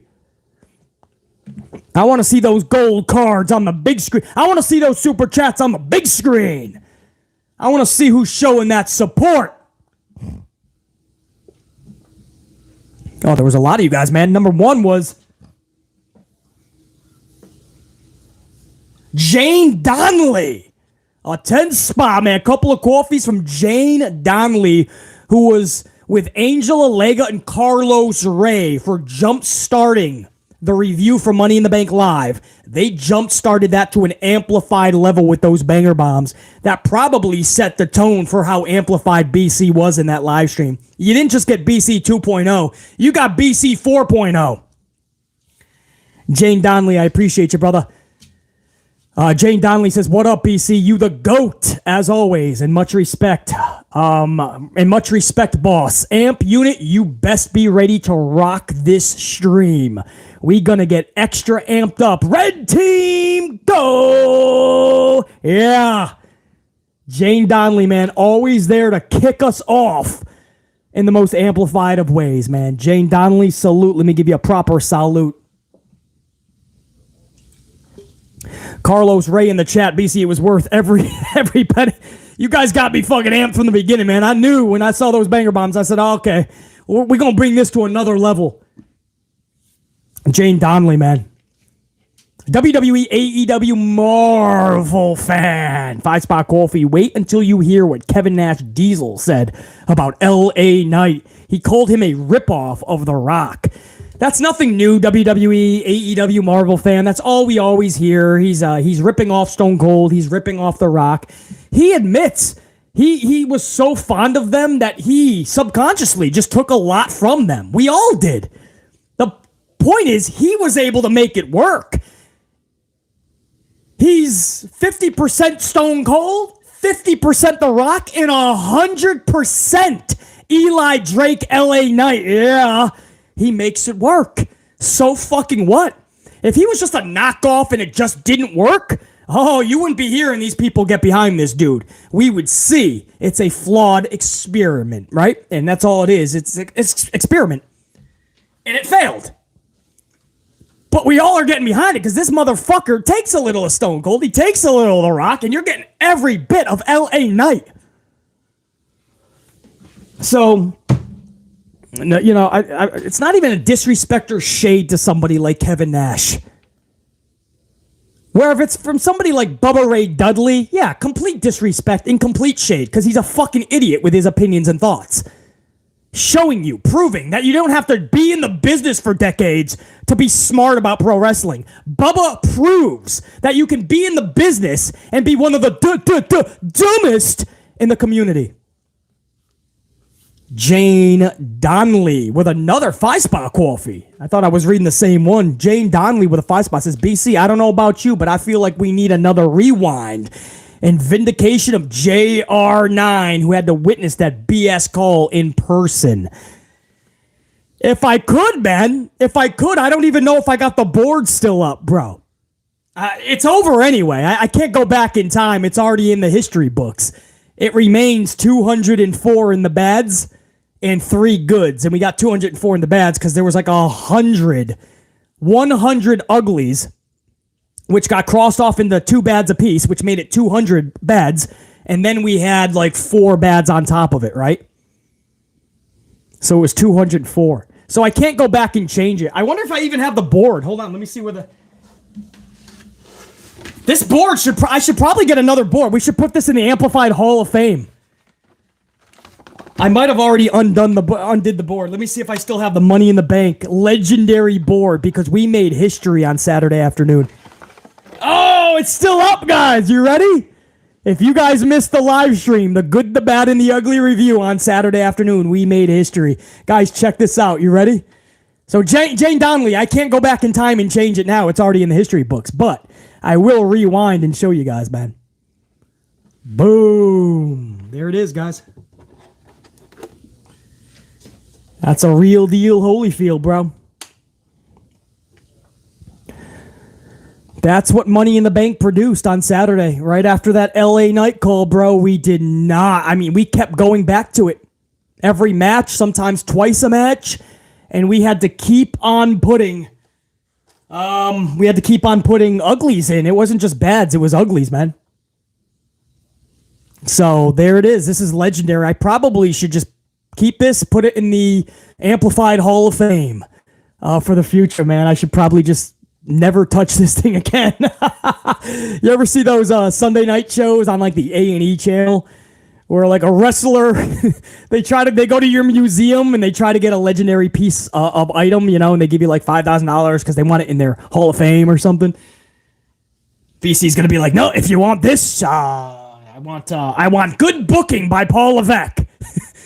You know we can't give you that, BC. Anyway, guys, there it is. Legendary, man. Absolutely legendary by now. Anyway, Jane Donnelly, man. Even that call, that whole stream is just going to be legendary, man. Throughout the whole night, we were just like, rewind! And then you guys made it take on a life of its own. So then it literally took on a life of its own. And before you knew it, we were at 75. And I was like, guys, there's a chance this could go to 100. Sure enough, we got the first ever 100. Anyway, guys, that was legendary, that stream on Saturday afternoon. Whoever caught that live, you caught something special. If you were part of the 7,000 plus, 14,000 so far have caught it, by the way. But the final number was like 7,000 on and off the whole time. The whole time it was between 600 and 700 legit at all times. 7,000 were able to catch it live up front. 7,000 more afterwards. We're closing in on 14,000 views. So if you were part of that, you guys caught something amazing. Jane Donnelly. Wasn't just a part of that. Jane Donnelly helped get the party started with Angel Alega and Carlos Ray. Strictango, 2-spot, LA Knight should stun Triple H. Like Stone Cold did to VKM. Yeah, but I don't even want that. That was a storyline. I say backstage, just give fucking Triple H a fucking, just stun him backstage, man. Knock some sense into him, maybe. Who knows? Strictango. Appreciate it, brother.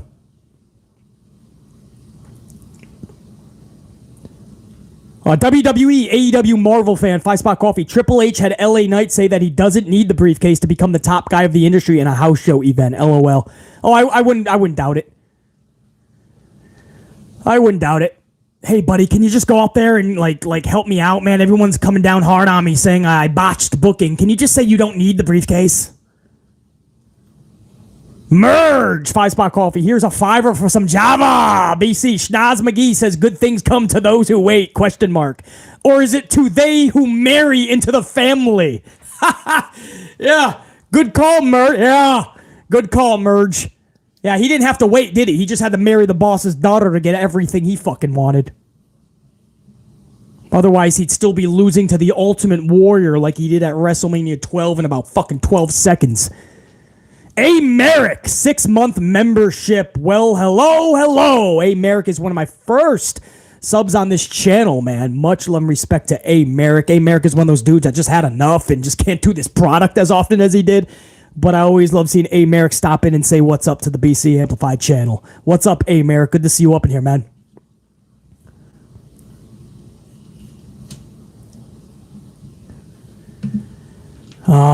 Big Nang, 5-spot coffee, sub BC in the unit. Can't stay long, struggling with adversity at work. Here's a quick coffee. to you, BC. Stay amped, BC, and the unit. Red and gold team, go! Big Nang looking out for all the red team members, not just the gold. Big Nang knows, man. Always remember where you started, man. Everybody started red team, go. And we still will always support red team, go, man. Those are the fucking soldiers in the unit. Front line is the gold team, no doubt. That's when you get to the highest level, but Big Nang knows, man, support every single amplified unit member because it's those motherfuckers, my amplified motherfuckers, that are bringing that 347 to 400 on the ups. And that's on 40 minutes of notice. Nobody knew I was going live, not even BC. 40 minutes of notice, man. We're skyrocketing toward 400 on the ups. I appreciate you guys big time. Red team, gold team, you guys fucking rock. Big Nang, I appreciate you, brother. Get through the struggle. Get through the adversity at work. Stunner some motherfuckers. Batista bomb. Slap the manager into a sharpshooter. Whatever you gotta do. Get the job done. Get your own coffee. Stay amplified the entire time. Salute, Big Nang. Colin, 5 spot. Let's do a Wait a minute. Do I hear myself say rewind? LOL. That's old school Eric Bischoff. That's got to be 3 minutes. Wait, did I just say 3 minutes? Anybody remember 3-minute warning? Colin! Appreciate it, man. Appreciate the coffee. Christopher Blackshear, 20 spot. Christopher's up in here, man. Former AMP unit member of the week. Waiting for my new debit card to come in since I lost it so I can resume being back in the gold team. I missed the ugly party. H made another excuse for why he made a doofus son-in-law call.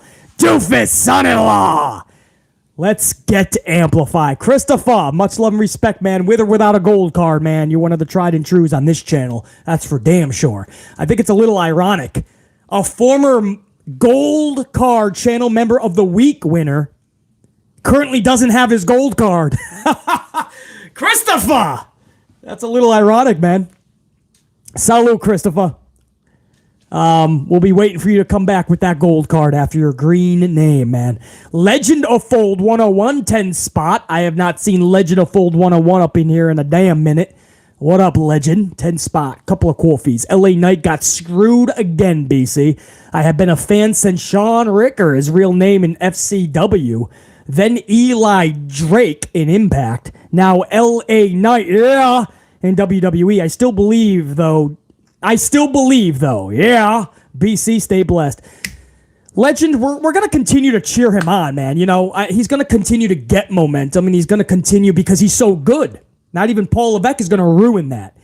But Paul Levesque in WWE could have made it a lot easier for him and could have skyrocketed him to the casual fans and everybody. This could have been something epic for the whole wrestling world. Just like the Cody situation at WrestleMania. This could have done so much wonders for LA Knight, the company, the fans. Instead, it's on somebody that nobody is going to get excited about when he walks out with a briefcase and teases a cash-in against Seth Rollins, Sethington. Damian Priest is not going to get the reactions like LA Knight. It devalues everything. And now everybody just still remembers LA Knight getting rolled up by Xavier Woods a few weeks ago.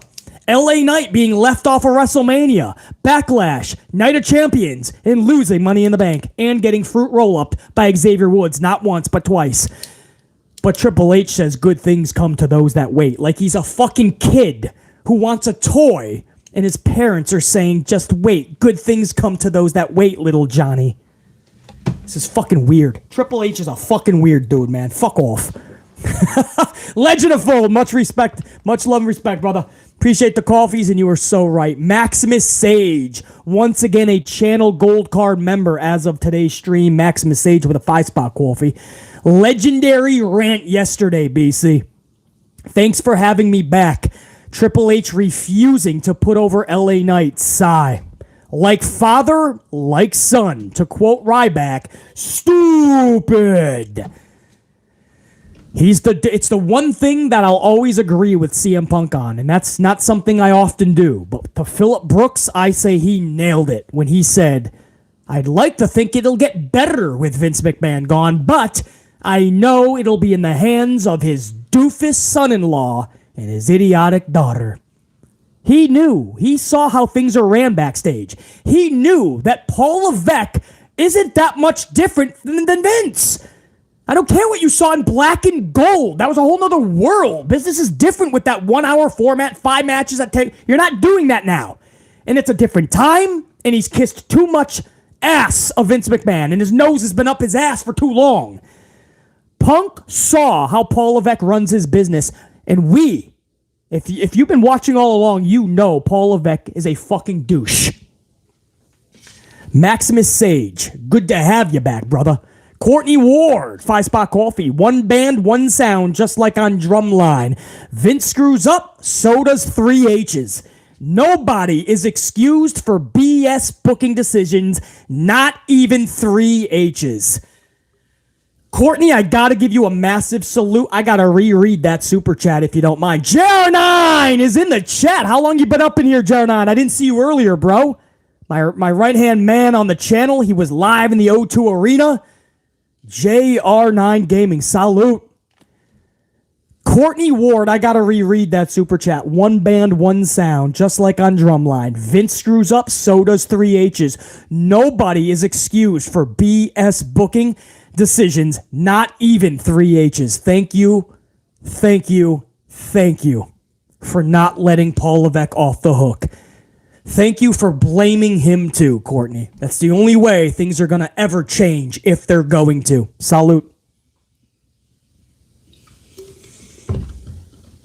Do you know one of the things that Paul Levesque, real quick, to piggyback off of Courtney Ward's super chat, do you know one of the things that he said at the media scrum, Paul Levesque, Triple H? He said, I read things, I see things all the time here and there about Drew McIntyre not being happy, and here I am having conversations with him, and we just laugh at everybody. Once again saying he laughs at you anyway. He doesn't have respect for fans. Paul Levesque literally mocks you and makes fun of you, and what do you do in return? You put him on a pedestal and you don't blame him for anything. But do you hear what he said? Did you guys catch it? He said, I read everything. I see things here. I read things over here. I'm seeing everything. So wouldn't it be nice to tell him you're not happy with this shit? Instead, all you say is, we got your back, Paul. Fucking Vince. Vince isn't even there. No word that he was remotely doing shit. He mowed the weeds and then went away for the fucking month. So you don't know that what Vince was doing and how many fingerprints, how many fingers were on the fucking pad. You don't know shit. But you're just going to say, we got your back, Paul. Fucking Vince. And Paul's just like, oh, cool, thanks. No matter what I do, I'm going to be looked at like a fucking hero. Courtney Ward, thank you for being a smart wrestling fan, like a real smart fan. Leo Wilworth, 5-spot coffee. Leo, salute. BC, you the man. I felt every emotion that you went through during Money in the Bank. 3 exclamation points. Triple H is just as to blame as anyone else, bro. And I am with you. Leo, you mind if I reread that super chat? BC, you the man. I felt every emotion that you went through during Money in the Bank. Triple H is just as much to blame as anyone else. I'm with you, bro. Leo, just like I told Courtney, thanks for being an actual, real smart fan that uses logic and common sense, sees and cuts through the bullshit, and stays amplified when it comes to the truth. Leo, you're the type of motherfucker I want and need on this channel. Salute. Network guy Dave, one of my faves, man. 10-spot, couple of coffees. LA Knight has an 8-34 record, and that's including Money in the Bank. LA Knight lost 81% of his matches this year in 2023 alone. Triple H is a liar and a hater. He hated on people like Booker T, The Rock, Cody, and so many others. Network guy Dave, first of all, exclamation point. On top of that, I did not know that, and I'm a numbers guy. I always check wins and losses and all that. I keep up on the stats for these wrestlers. I didn't recently check out LA Knights. I didn't know he was 8-34, 81% losing this year alone. Think about that. But we're told, thank you, network guy Dave, because think about what H just told you. Good things come to those that wait. In the process, though, we're going to try to bury you as deep as we can, so if you're so super over, it's going to be harder to dig out of that hole, because that's what Paul is doing.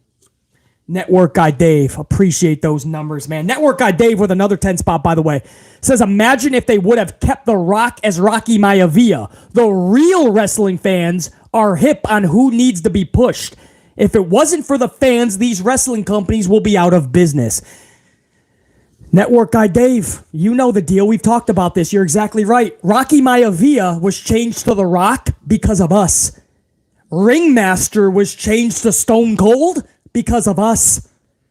Daniel Bryan and the Yes Movement erupted because of us. And you can go on and on down the line. LA Knight organically. The only difference today is that Paul Levesque has more control than ever before, and Paul Levesque doesn't want to please the fans. Paul Levesque wants to do Cody dirty, and in the process say, fuck you to us. Cody wants to do LA Knight dirty, and say, fuck you to us in the process. But if we wait and be patient, that's what he says, right? If we're patient, good things will come to those that wait. Like we're all a bunch of fucking kids waiting for Papa H to give us our fucking binky. Fuck off. Network guy Dave, so true, bro. Leo Wilworth, 2 spot. Did you get my first super chat? Yes, Leo. I just went over it now, brother, and I appreciate you big time. Leo, appreciate it, man. I don't know how to become a member, says Leo, too, in another 2 spot. The join button is not here. Does anybody know where the join button is for Leo? Leo is saying he doesn't know where the join button is. I know on sometimes on whatever platform you're on, or however you're viewing, I should say, it might not have the join button. So I'm not sure how that works. Believe it or not, I don't do a lot of YouTubing. Believe it or not. Whenever I have free time, I'm literally cutting these podcasts for you guys and uploading onto the platform. But if anybody knows where that damn fucking join button is to become a member, please let Leo know. Joseph Vila, 5 spot coffee. It's crazy how 70 to 80% of the fans are actually defending Damian getting the briefcase overnight. It's wild. I'm not seeing that statistic. Everything that I'm seeing, Joseph, is LA Knight got screwed. We're happy for Damian in a way because we like him, we respect him, we want the best for him in good booking, but we know that this was a botch. So I see a little bit of what you're seeing, Joseph, but in my circle and the metrics that I'm following, I'm seeing just a lot of just the same outrage that BC is feeling. But Joseph, yeah, I mean, it's a lot of people like Damian, but that's not going to be fun. That's the sad part, right? It could have been fun if this was done correctly and LA Knight has a briefcase going forward. Every time he's out there with that briefcase, it's going to be fun. Damian with a briefcase, you could give him a mid-card championship and it's not going to make Damian any more fun. That's the sad part. Joseph Phil, I appreciate it, man. Omega Kong, 10 spot, couple of coffees. Omega Kong. What's up, BC? What up, Omega?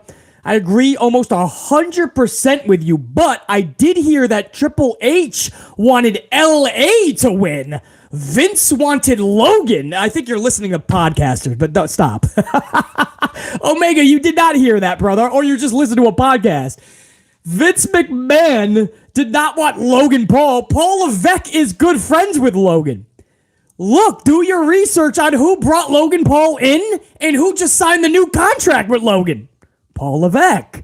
So I don't know why people are saying Vince wanted Logan to win. Logan didn't win.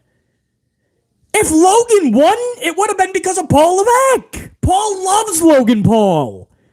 Why is Vince being brought into this? Again, I think you're hearing podcasters speak about speculation that there's never been confirmation on.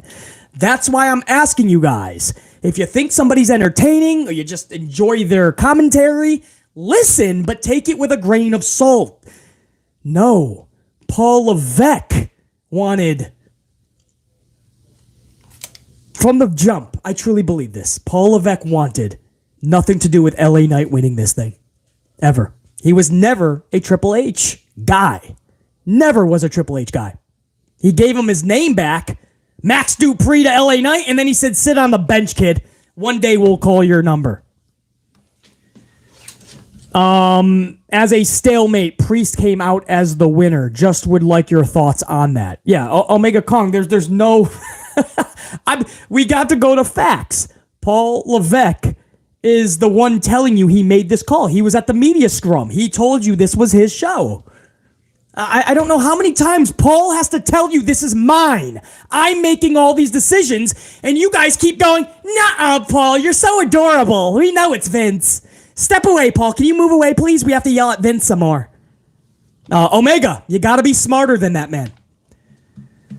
Omega Kong, you gotta be smarter than that, man. When you hear stupid shit, you gotta know it's stupid. Yeah, James Shrimp Fajitas in the chat. Vince wasn't even in London, and that's Sean Ross Sapp, by the way, who always breaks stories like Vince's fingerprints are on this show, right? Every Monday night you get your Vince is rearranging the show. Vince has fingerprint. I'm surprised, guys. We're 10 minutes from the show. Maybe there is an article, right? Vince is backstage at his own show. No. That's like saying you went to a McDonald's and you saw Ronald McDonald in the Playhouse. What? Ronald McDonald at a McDonald's? So, yeah, Paul loves Paul. Ray Hunt, no doubt, man. So, that's it, Omega. Unfortunately, man, you've been duped.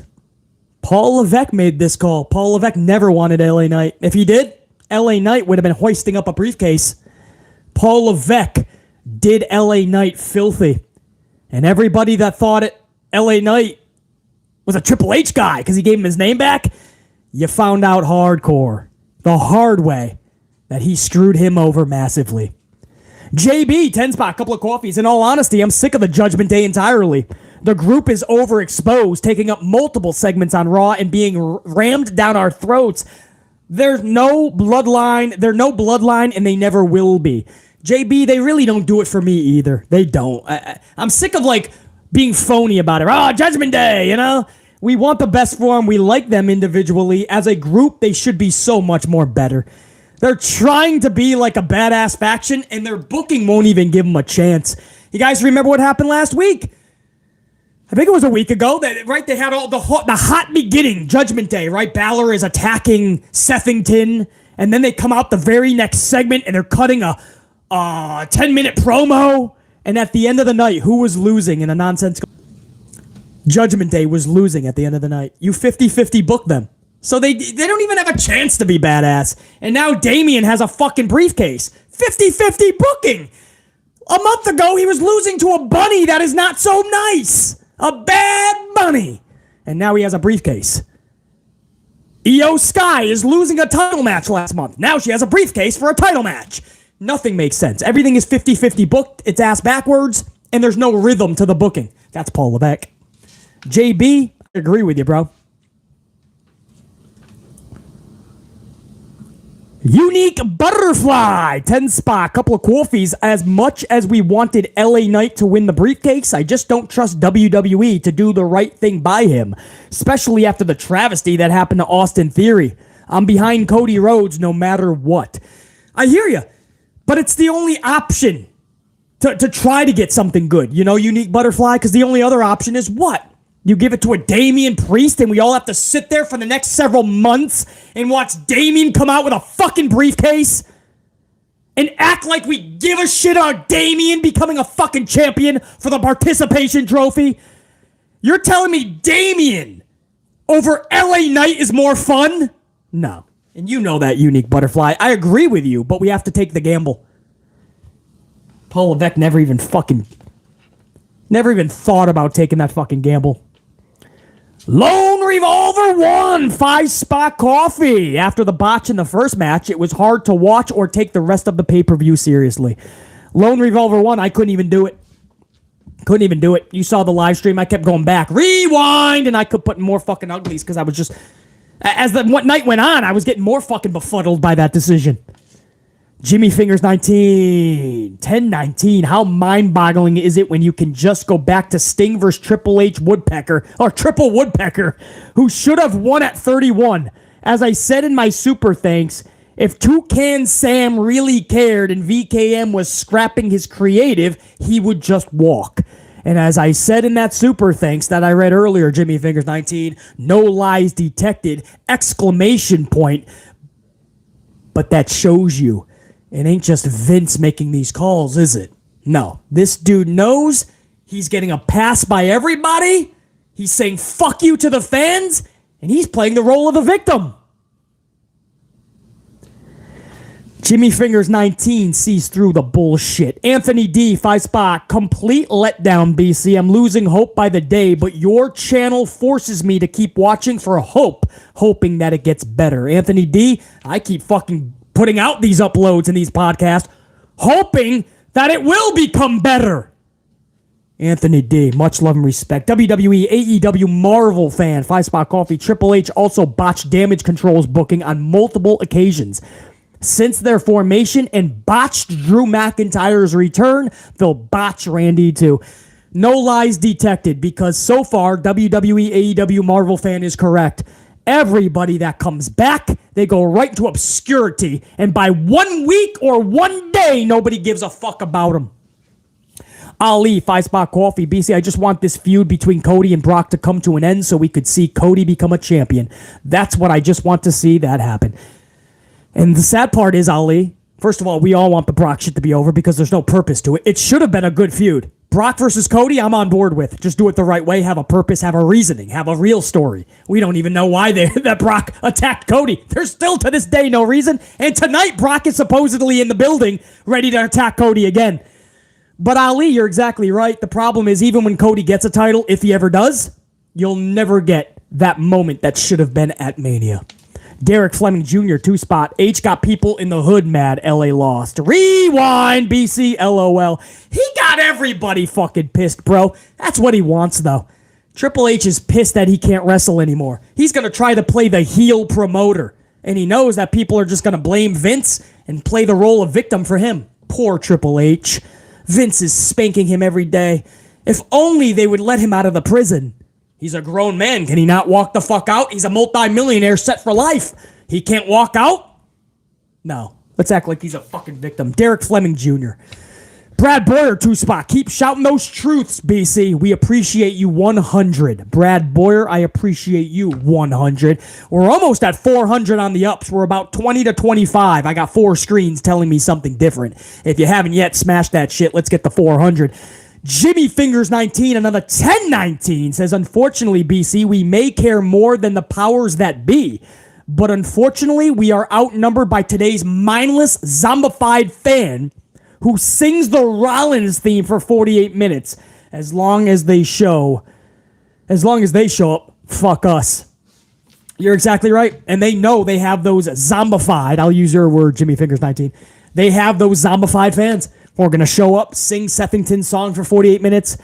Every time Triple H gives them bullshit booking, they're going to sit there with their wooden bowl and wooden spoon, look up at Triple H, Schnoz McGee, Paul, Pussface, and say, please, sir, can I have some more?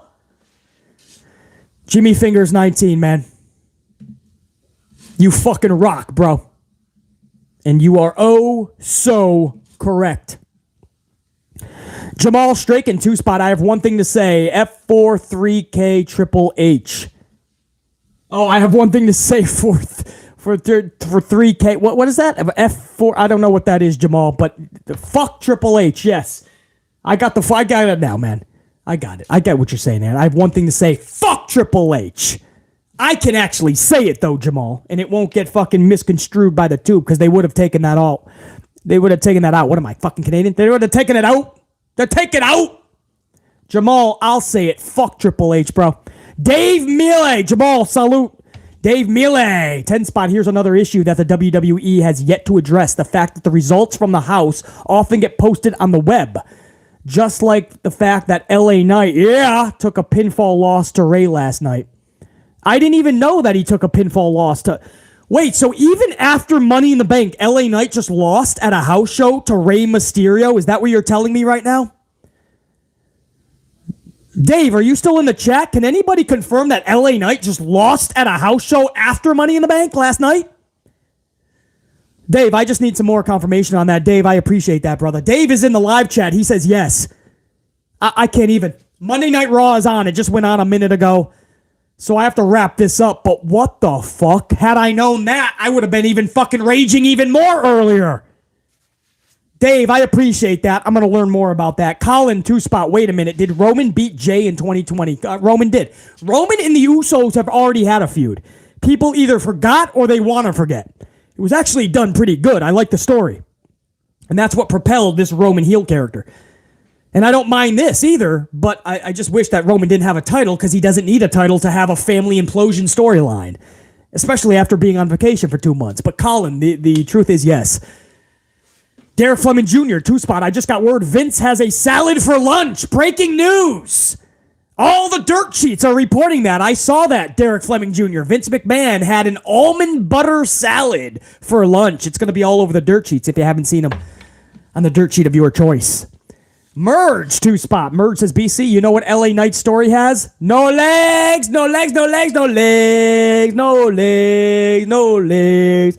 No legs, no legs, no legs, no legs, no legs to stand on. LA Knight needs the briefcase because we fucking wanted him to win so badly because that's what needed to happen. But Triple H said, fuck no, I'm giving that thought an idea. No legs, no legs, no legs, no legs. Merge, I think you're right. LA Knight and any semblance of him winning a fucking briefcase, well, that thought has no legs. Jacqueline Robinson, 20-spot. Jacqueline, so good to see you up in here. Multiple coffees. Jacqueline came back with fucking fury. Jacqueline's chucking coffees at the channel. In the conference, Triple H was going over heels talking about Logan Paul. If he had his way, Logan would have won. Prob didn't because he knew London would have rioted. Thank you for your honesty and truth. Jacqueline, absolutely. I think Logan Paul is somebody Paul Levesque wanted more than anything. Paul Levesque wanted Logan Paul. And when he realized that that's just not the way to go for the fans, he refused even then to give LA Knight that briefcase. He went to the fucking third guy in line, Damian fucking Priest. Jacqueline Robinson, you're thanking BC. I'm thanking you for using logic and common sense. I appreciate the coffees, but I appreciate seeing your name in this fucking chat more than anything. Jacqueline Robinson, much love, much respect.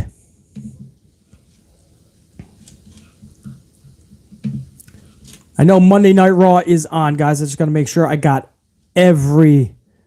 JR9 Gaming is going to end this motherfucker. JR9, 5-spot coffee, right-hand man on the channel, going to end this the right way.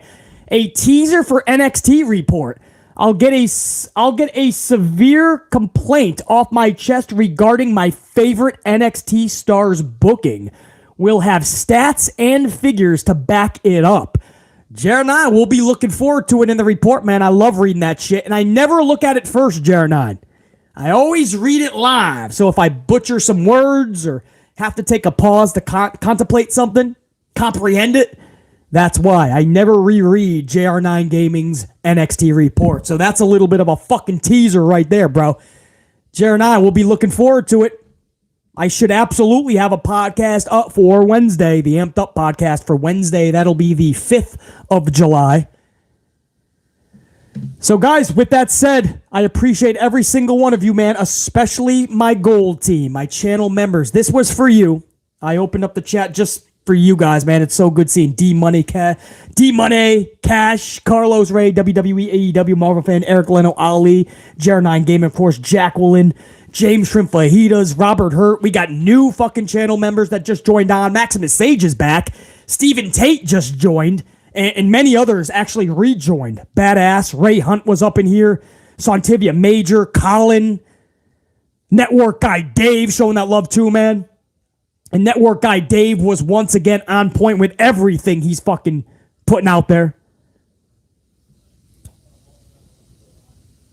Pile driver finisher was up in here, man. Brad Boyer. Of course, Brad Boyer, appreciate you, bro. Member for 6 months, by the way, was Jacqueline Robinson. I blunt force trauma the like button. Blunt force trauma to that like button. We're less than 10 away from 400, believe it or not. So, Jacqueline, I appreciate that. And the 6-month channel membership. A. Merrick stopped by. A. Merrick doesn't get to stop by too often anymore. So good to see A. Merrick. Pimp Jesus, Robert Hurt. Cy E. Parker was up in here as well. Deontay Thomas. So I had a lot of gold card members able to catch us live. I know a lot of gold card members are going to end up catching this afterwards over the next 24 hours. So if you were not able to catch us live, just know that this was for you. Channel members only chat. Gold card only. But to all my red team out there, man, whether you have a gold card after your name or not, you're still badass to the fucking core. All I ask is you stay amplified 24/7. Well, that and smash the fucking up, because now we're just 5 away from 400. So I think that's pretty badass too. Till next time, guys, and there will be a next time. Top guy, I am out. BC, saying check you. Raw has been on for 7 minutes. I'll go back and watch the first 10 minutes. I don't know if I'm missing anything, to be honest. Probably Damien sitting there with his fucking briefcase, boring the fuck out of everybody. 2 away from 400 on those up, man. 2 away from 400 on 40 minutes of notice. BC didn't even know I was going fucking live.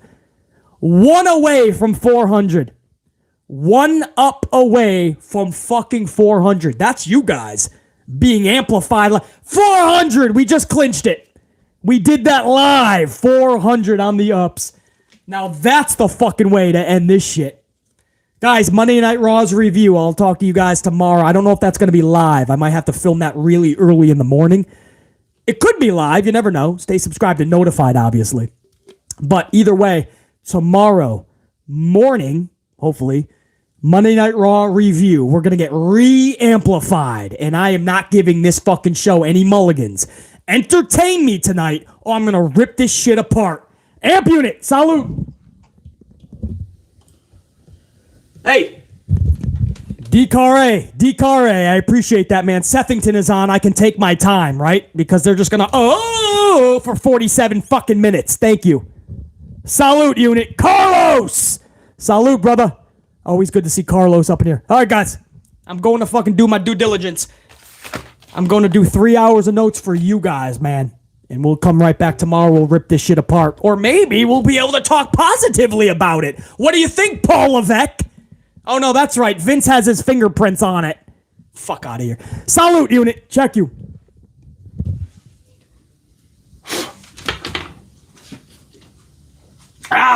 Salute.